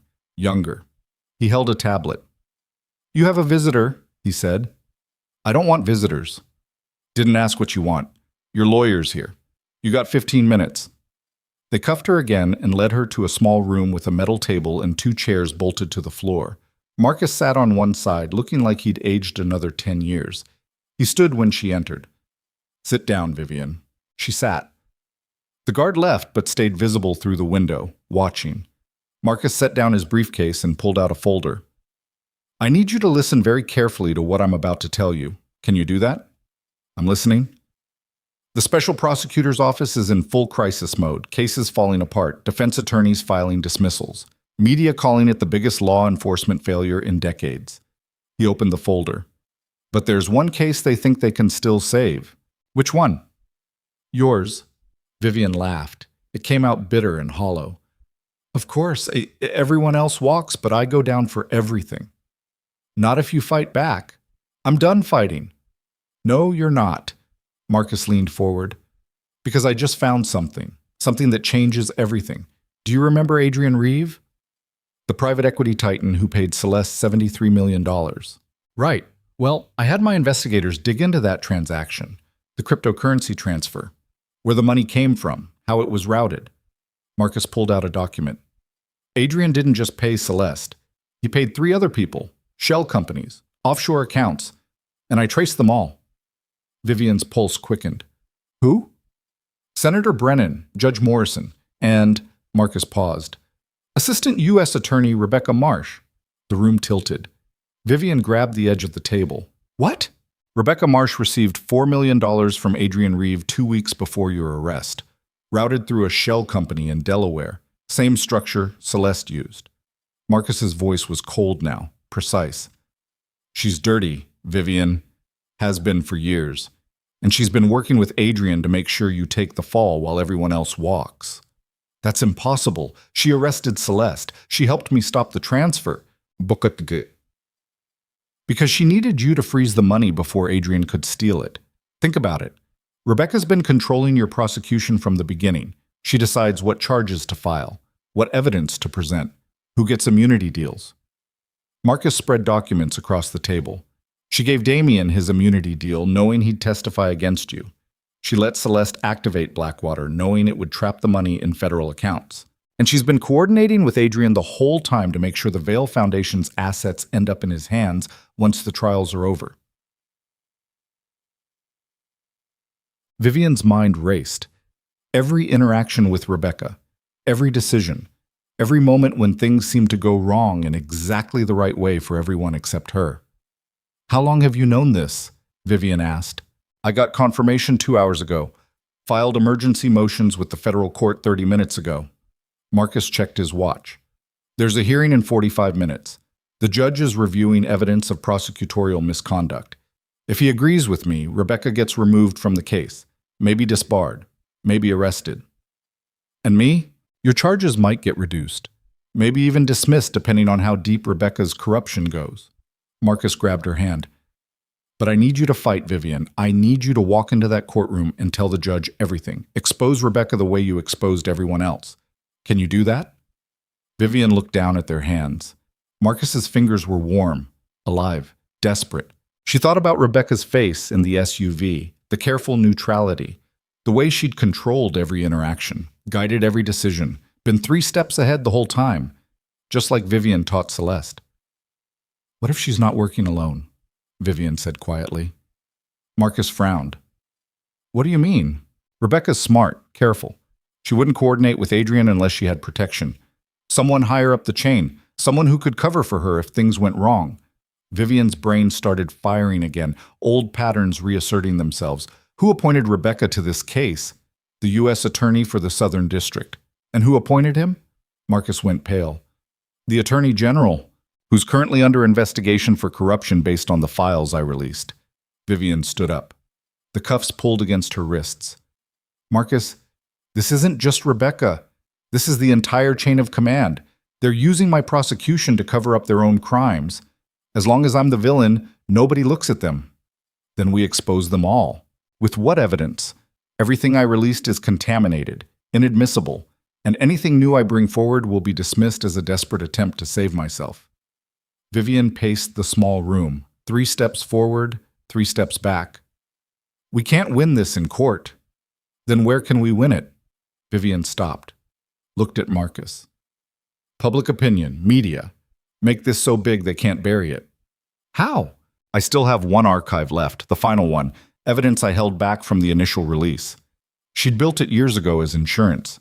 Documentation of every powerful person who'd ever touched the Vail Foundation.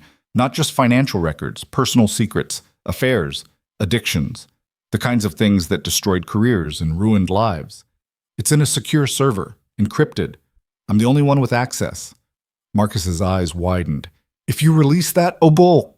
Everyone burns. Rebecca, Adrian, the U.S. Attorney, the Attorney General, every corrupt bastard who thought they could use me as a shield. Vivian felt something cold and sharp crystallizing in her chest. Not hope exactly, but purpose. They wanted to make me the villain. Fine. I'll be the villain, but I'm taking them all down with me. You'll destroy yourself in the process. I'm already destroyed, Marcus. At least this way it means something. The door opened. The guard stepped in. Time's up. Marcus gathered his papers. The hearing's in 30 minutes. I'll file for an emergency stay of your detention. Try to get you released long enough to Don't. Vivian held his gaze. I need to be here. In isolation, maximum security. When I release the final archive, they're going to come for me hard. This is the safest place in the city. Vivian, trust me, Marcus. One last time. He stared at her for a long moment, then nodded. What do you need? Access to a computer, just for 10 minutes. That's all. That's impossible. You're in isolation. No technology, no... Figure it out. Vivian's voice turned sharp. You're the best lawyer in New York. If you can't get me 10 minutes with a laptop, then I picked the wrong attorney. Marcus almost smiled. There she is. The real Vivian Cross. She never left. She was just tired. Vivian sat back down. Get me that computer, Marcus, and then get very far away from me. Because when this hits, the explosion's going to take out everyone within blast radius. The guard escorted her back to the cell, locked her inside, left her alone with the buzzing lights and the dripping sink and the growing certainty that she had one final move left to play. 2 hours later, the door opened again. Marcus stood there with a laptop and a guard Vivian had never seen before. The guard looked nervous. Young. Probably cost Marcus a fortune to bribe. 10 minutes, the guard said. That's all I can give you. They uncuffed one of her hands and cuffed it to the table leg, set the laptop in front of her. Marcus stood in the doorway watching. Vivian logged into the secure server. The final archive sat there waiting. 3,000 documents, audio recordings, video files, financial records, personal correspondence. Every secret she'd collected over 12 years of running the Veil Foundation. Everything. Her finger hovered over the upload button. If she did this, there was no going back. Rebecca would be destroyed. Adrian would be arrested. The U.S. attorney would resign. The attorney general would face impeachment. Senators would fall. Judges would be disbarred. The entire corrupt infrastructure that held American power together would collapse. And Vivian would spend the rest of her life in prison watching it burn. But the hospitals would get their funding. The scholarships would be restored. The children's programs would survive. Because once the corrupt officials were removed, honest people would take their places. People who'd ensure the Veil Foundation's legitimate work continued. At least that's what Vivian told herself. She pressed upload. The progress bar crawled across the screen. 1%, 5%, 10%. Files streaming to every major news organization in America. The New York Times, Washington Post, CNN, NBC, even international outlets. BBC, Reuters, Al Jazeera. 30%. The guard shifted nervously. How much longer? Almost done. 50%. Marcus's phone started ringing. He ignored it.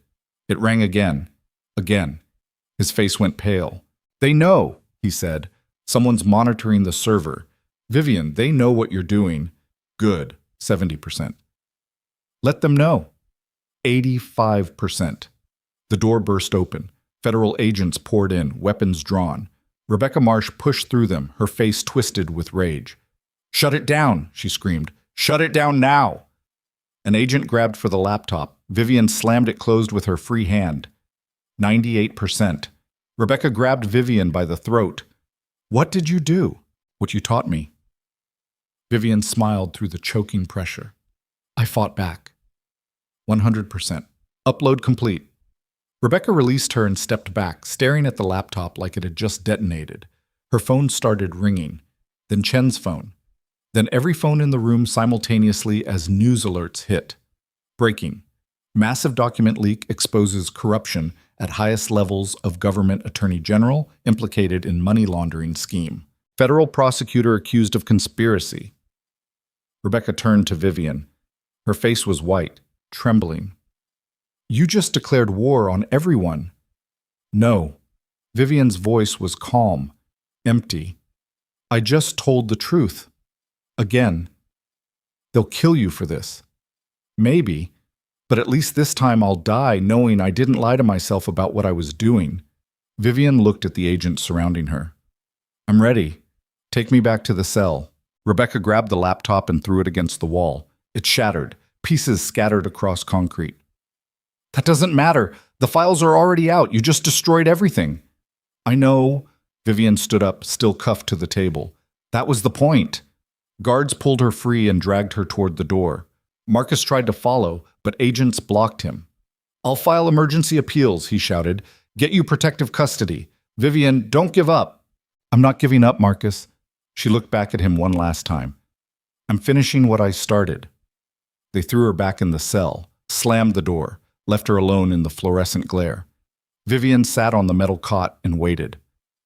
Outside, the world was exploding. She could feel it even from down here in the underground silence.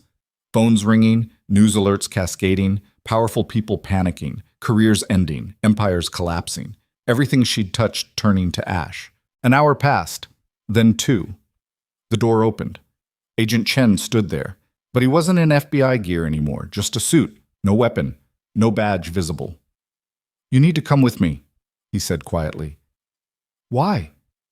Because Rebecca Marsh just disappeared, left her office 90 minutes ago and hasn't been seen since. We think she's running. Vivian's chest tightened. Let her run. We can't. She knows too much, has access to classified information. If she reaches Adrian Reeve or anyone else involved in this conspiracy, Chen stopped. The U.S. attorney wants you transferred to a secure federal facility, witness protection protocols, until we can sort out who's dirty and who's clean. I'm not a witness.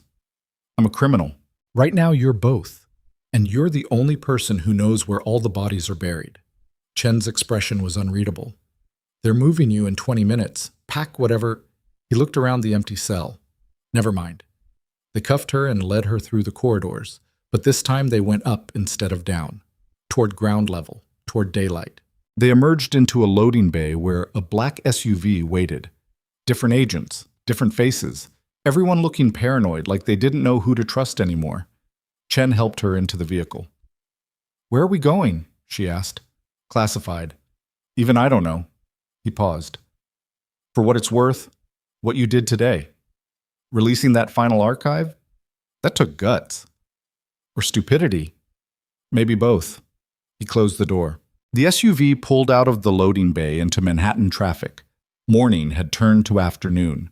The city looked the same as always, crowds and concrete, and everyone moving too fast to notice the woman in an orange jumpsuit watching through tinted windows. Vivian's phone buzzed in the evidence bag up front. The driver glanced at it. Unknown number, he said. Ignore it, the other agent replied. It buzzed again. Again. Finally, the driver picked it up and answered. Who is this? A pause. His face went white. He looked at Vivian in the rear-view mirror. It's for you, he said quietly. Who is it?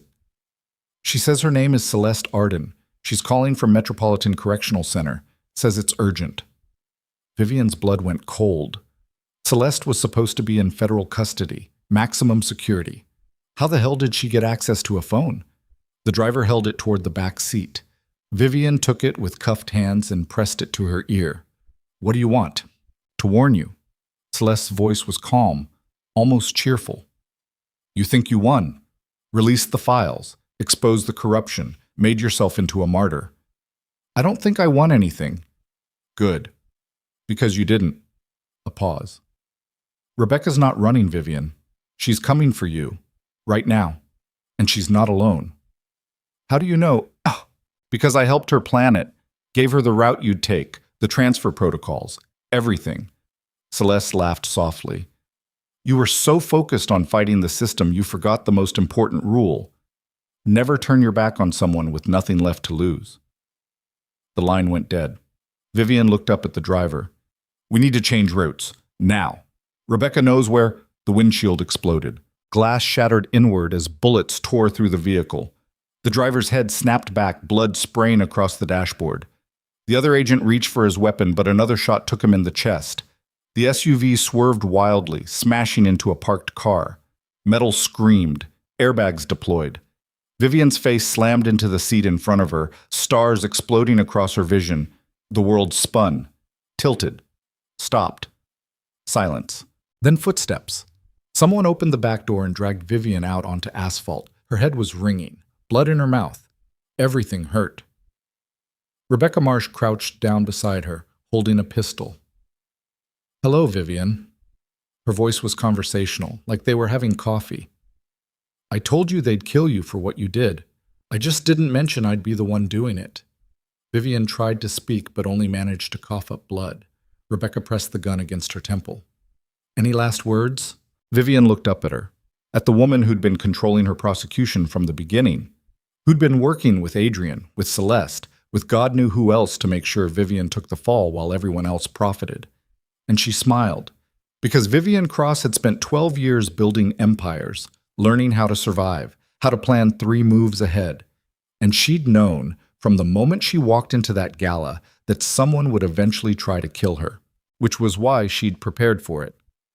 "The files I uploaded," Vivian whispered through bloody teeth. "There's a dead man switch. If I don't check in every 12 hours, another archive releases, one you don't know about, one that includes every conversation you've had with Adrian, every payment, every conspiracy, everything." Rebecca's finger tightened on the trigger. "You're lying. Try me." They stared at each other. 2 women who'd built their careers on lies and manipulation, and the absolute certainty that they were smarter than everyone else. Finally, Rebecca lowered the gun. "You're going to check in," she said, "right now, and deactivate that switch." "No." "Then I kill you and take my chances, and spend the rest of your life running from what gets released." Vivian forced herself to sit up. Her head pounded. Her ribs screamed, but her voice stayed steady. "Or you let me live. Let me go to prison, and we both survive this." Rebecca studied her face. "Why would you offer me that?" "Because I'm tired of people dying." Vivian thought about Damien's body washing up near the Navy Yard, about the hospitals closing, about every person she'd tried to save and failed. "You want to walk away? Fine, walk. But you don't get to kill me just to cover your tracks."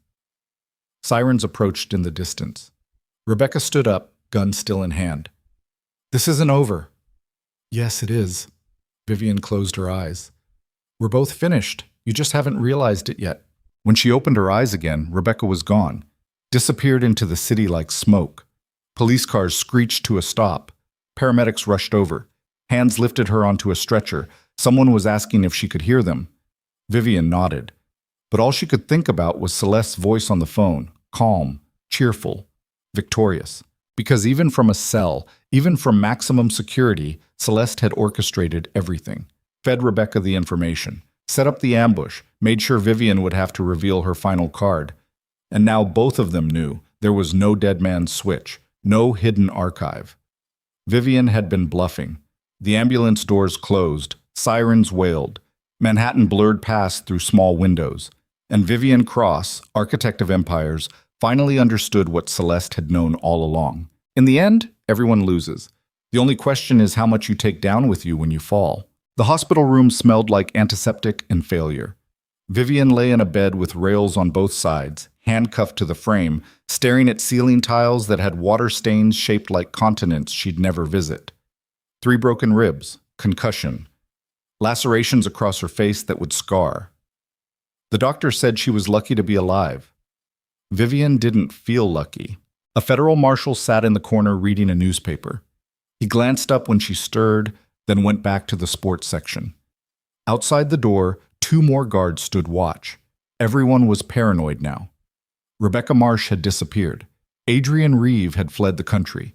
The Attorney General had resigned at 4 a.m., while news helicopters circled his Georgetown mansion. The empire was eating itself. Marcus arrived at dawn carrying his briefcase and the expression of someone who hadn't slept in 3 days. The marshal checked his ID, patted him down, then stepped outside to give them privacy through the window. "How are you feeling?" Marcus asked. "Like I got shot at and thrown from a moving vehicle." Vivian's voice was hoarse. "How's the rest of the world?" "Burning." Marcus pulled a chair beside the bed and sat down heavily. "The files you released are everywhere. Senate's opened emergency hearings. FBI's arresting people every hour. 3 Supreme Court justices are under investigation. The president's considering martial law." "Good." "Good?" Marcus stared at her. "Vivian, the government is collapsing. Markets are crashing. People are rioting in 6 cities. This isn't good. This is chaos." "Chaos is honest." Vivian shifted position, and pain shot through her ribs. For 12 years, I helped powerful people hide their crimes behind charity and smiles. Now everyone sees what they really are. That's not chaos, Marcus. That's truth. Marcus pulled documents from his briefcase. I need to talk to you about your case. With Rebecca gone and the U.S. Attorney's Office in shambles, your prosecution is falling apart. New prosecutors are reviewing the charges. They're talking about a plea deal. I don't want a plea deal. Vivian, I want a trial. Public, televised. Every piece of evidence entered into the record. Every corrupt official named. Every secret exposed. She looked at him. I'm done hiding, Marcus. If I'm going to prison, I'm going for the truth, not for some negotiated version that protects people who deserve to burn. You'll get 40 years. I know. You'll die in prison. I know that too.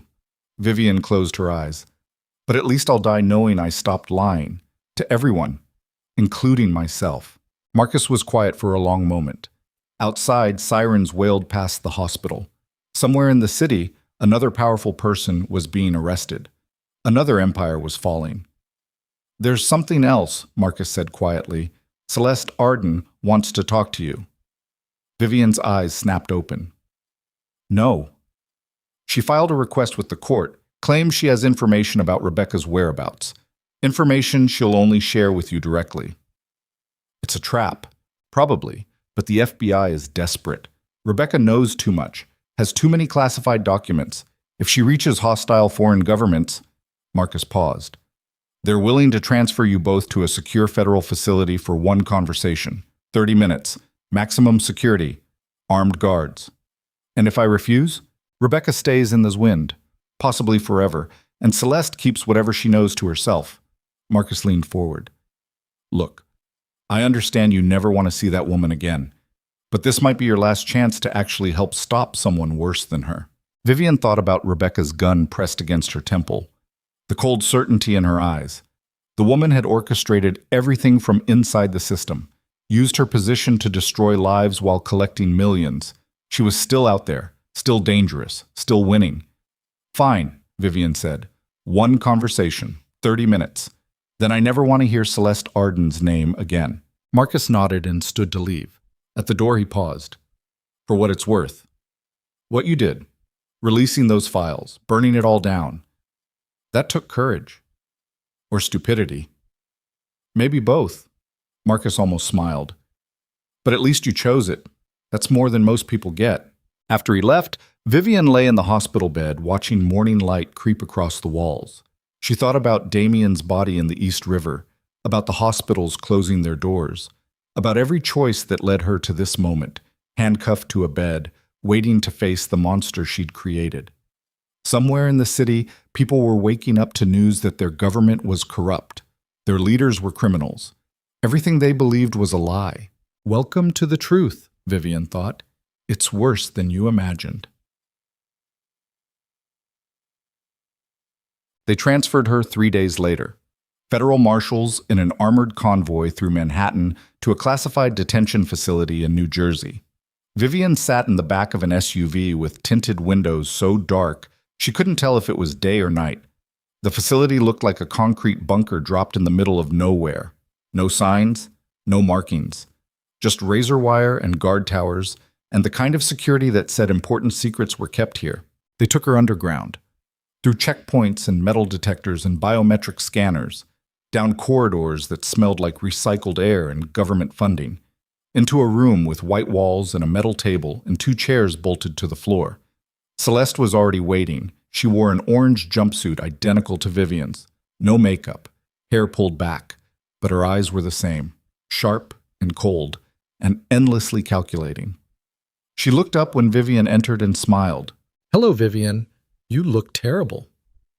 "You look like someone who killed my husband." Celeste's smile widened. "I look like someone who won." The guards cuffed them both to opposite sides of the table, left the room but stayed visible through one-way glass, watching, recording. Every word would be analyzed by FBI profilers looking for clues about Rebecca's location.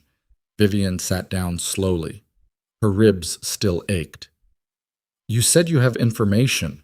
"I said I have information I'd only share with you. I never promised I'd actually share it." Celeste leaned back in her chair. But yes, I know where Rebecca is, know exactly where she's hiding, how she plans to disappear. Everything. Then tell me. Why would I do that? Because it might reduce your sentence. Celeste laughed.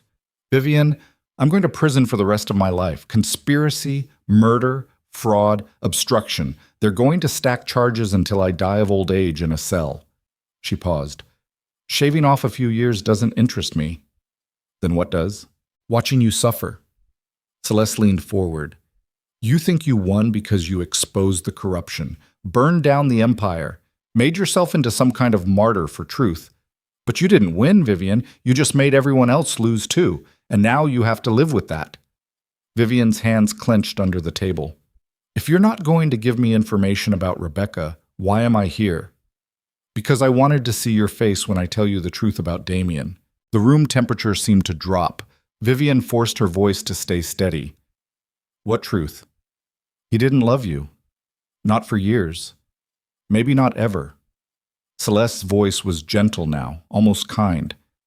When I started sleeping with him 6 months ago, he told me everything. How you controlled his life, made him into a puppet. How he felt trapped in a marriage to a woman who saw him as a tool instead of a person. You're lying. Am I? Then why did he help me plan everything? Showed me Blackwater, gave me access to the offshore accounts, agreed to testify against you in exchange for immunity. Celeste tilted her head. He wanted out, Vivian. Out of the marriage, out of the empire, out of everything you built. And when I offered him that chance, he took it. Then why did you kill him? Because he was weak, sloppy. Started having second thoughts when he realized how many people would get hurt. Celeste's expression hardened. The night I pushed him off that bridge, you know what his last words were? Tell Vivian I'm sorry. Not, please don't kill me. Not, I love you. He was apologizing to you even as he fell. Vivian felt something crack inside her chest. 12 years of marriage, 12 years of building an empire together. And Damien had spent his final moments apologizing for betraying her. Why are you telling me this? Vivian whispered. Because I want you to understand something. Celeste leaned so close their faces almost touched across the table. Every person you loved, every person you trusted, every person you tried to save, they all either betrayed you or suffered because of you. Damien's dead, the hospitals are closing, the prosecutor's cases are collapsing. You destroyed everything you touched. And you're going to spend the next 40 years in a cell thinking about that. At least I tried to do something good. No, you didn't. You tried to buy absolution. There's a difference. Celeste sat back. You can't build an empire on blood money and then fund a few hospitals and call yourself redeemed. The good doesn't erase the evil, Vivian. It just makes you a hypocrite. The guard's radio crackled. One of them spoke into it, listened, then entered the room. Time's up, he said. Celeste smiled. One more thing before you go. Rebecca's not hiding. She's already dead. Everyone froze. What? The guard demanded. Adrian Reeve killed her 2 days ago. Couldn't risk her testifying against him. Shot her 3 times and dumped her body in the Hudson. You'll find it near Pier 76 if you look. Celeste's voice was conversational. I know because he called me to brag about it. Used a burner phone he smuggled through one of your guards. Asked if I wanted to help him disappear. What did you tell him? Vivian asked. I told him where the FBI was searching, made sure he'd run straight into a trap. Celeste's smile turned vicious. They arrested him this morning at JFK trying to board a flight to Dubai. He's in federal custody right now, probably being interrogated in a room just like this one. The guard was already on his radio calling it in. Other agents rushed into the room, started asking Celeste questions. Where exactly did she speak to Adrian? What phone number? What else did he say? But Celeste just stared at Vivian. You wanted everyone to burn, she said quietly. Congratulations. They're burning, including you. They pulled Celeste from the room. Her laughter echoed down the corridor as the guards dragged her away. Vivian sat alone at the table, hands still cuffed, staring at the white walls. A different agent entered. Older. Gray hair. Exhausted eyes. We're checking Celeste's claims about Rebecca Marsh. If the body's where she says it is, he paused. Thank you for coming here. I know this wasn't easy. Easy has nothing to do with it. Vivian looked up at him. Did she tell the truth about Adrian? About everything? We'll know soon. The agent uncuffed her from the table. There's someone else who wants to see you before we transfer you back. Your lawyer said it was important. They took her to a different room, smaller, a television mounted on the wall showing cable news. Marcus stood beside it, looking grim. What's this about? Vivian asked. Marcus turned up the volume. The screen showed a press conference, a woman in her 50s standing at a podium. Vivian recognized her. Dr. Sarah Chen, director of one of the hospitals the Vail Foundation used to fund. We're here today to announce the formation of the New Hope Medical Initiative, Dr. Chen was saying. Thanks to emergency grants from the federal government and private donations from concerned citizens, we've secured funding to keep our doors open, not just for 6 months, permanently. The camera panned to show other hospital directors standing behind her. Scholarship program administrators, directors of children's clinics, all the people Vivian had thought she'd failed. The Vail Foundation was built on corruption, Dr. Chen continued, but the work it funded was real. The lives it saved were real, and we refused to let that work die because of one woman's crimes. Instead, we're building something new, something clean, something that doesn't require blood money to survive. She paused and looked directly at the camera. Miss Cross, if you're watching this, you were wrong about a lot of things, but you were right about one. The good matters, even when it's built on bad foundations. We're going to prove that. We're going to save every program you thought you lost, and we're going to do it honestly. Marcus turned off the television. Vivian couldn't speak, couldn't breathe. For 12 years, she'd believed the only way to do good was to control corruption, channel it, use it. But these people were proving her wrong, building something better from the ashes she'd left behind. They're going to make it, she whispered. They already are. Marcus showed her his phone. News articles, fundraising campaigns, grassroots movements. The exposure you created? It didn't just destroy the corrupt officials. It also showed people what was possible, what needed saving. You gave them a blueprint, Vivian. They're just building it without the crime. I don't deserve credit for that. I know, but you're getting it anyway. Marcus put his phone away. The prosecutors called.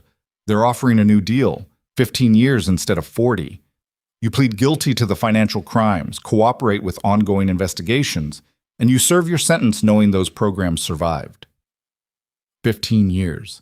Vivian would be 56 when she got out. Not young, but alive. Free eventually. What's the catch? She asked. You have to testify. Public trial. Every corrupt official you named. You sit on that stand and tell the world exactly what you did, how you did it, who helped you, everything. That's not a catch. That's what I wanted all along. Marcus almost smiled. I know. That's why I already accepted the deal. What? The trial lasted 4 months. Federal courthouse in Manhattan. Every day, the courtroom packed with reporters and prosecutors and defendants in expensive suits who used to run the country.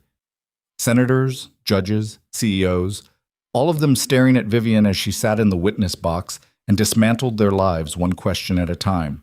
She told the truth. All of it. How she'd built the Vail Foundation as a money laundering operation. How she'd structured shell corporations and offshore accounts. How she'd protected criminals while disguising their money as charity. Who'd participated. Who'd profited. Who'd known. Everything. Defense attorneys tried to break her. Called her a liar, a conspirator, a woman scorned trying to bring down innocent people. But Vivian had documentation for everything. Recordings, financial records, meeting notes in her own handwriting, 12 years of evidence that couldn't be denied. One by one, the defendants fell. Senator Brennan, guilty. 23 years. Judge Morrison, guilty. 18 years. 4 CEOs guilty. Sentences ranging from 12 to 35 years. Adrian Reeve tried to flee again during his trial. Marshals caught him at the Canadian border. He got 40 years without parole. And through it all, Vivian sat in the witness box telling the truth. Not because it would save her, but because it was the only thing left she could control. On the final day of her own trial, the judge asked if she had anything to say before sentencing. Vivian stood, looked at the courtroom full of cameras and reporters and people whose lives she'd destroyed. Took a breath. I built an empire using dirty money because I thought I could turn corruption into something useful, she said. I was wrong. The good never erased the evil. It only delayed the bill. And now I'm paying it. She paused. But I'm not sorry I exposed everyone. I'm not sorry I burned it down. Because the truth matters more than power, more than money, more than anything I spent 12 years trying to control. Her voice cracked. I just wish I'd understood that before so many people got hurt. The judge sentenced her to 15 years, federal minimum security, eligible for parole in 9 if she maintained good behavior. They took her from the courtroom in handcuffs. Outside, protesters lined the street. Some held signs calling her a hero, others called her a criminal. Both were right.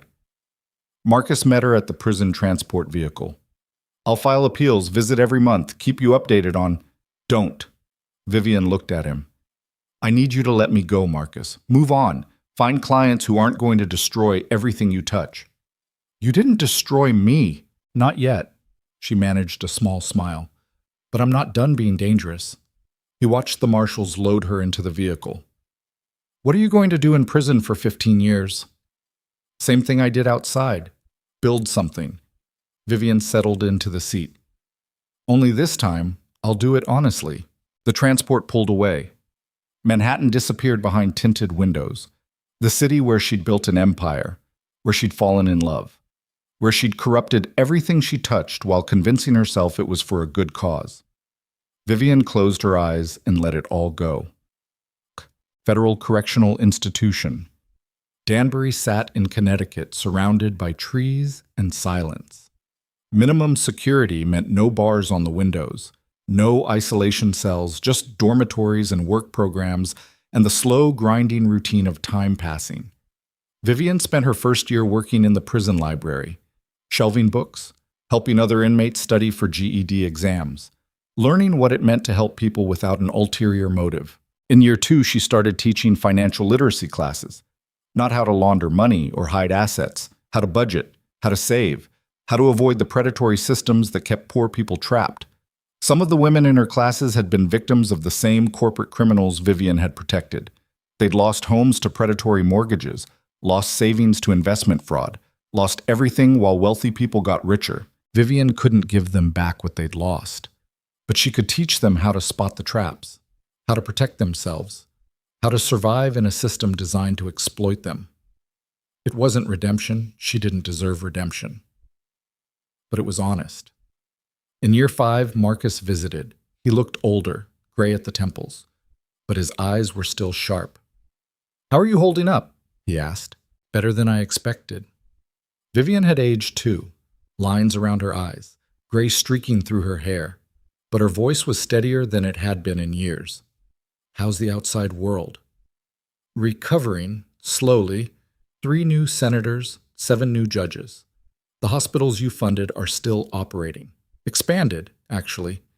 The New Hope Medical Initiative raised $200 million last year.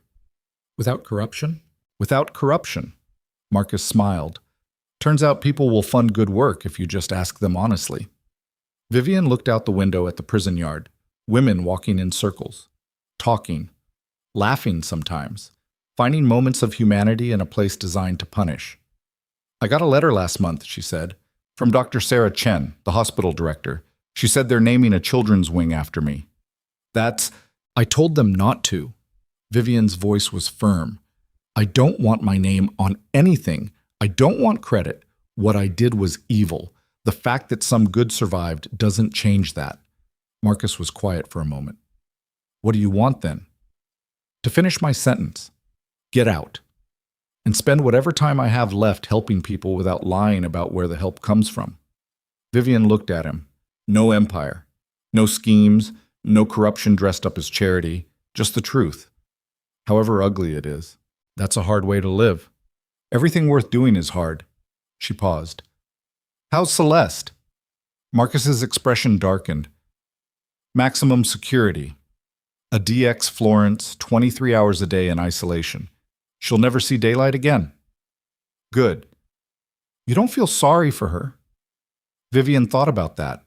About the woman she'd mentored, taught, created. I feel sorry for who she could have been, but not who she chose to become.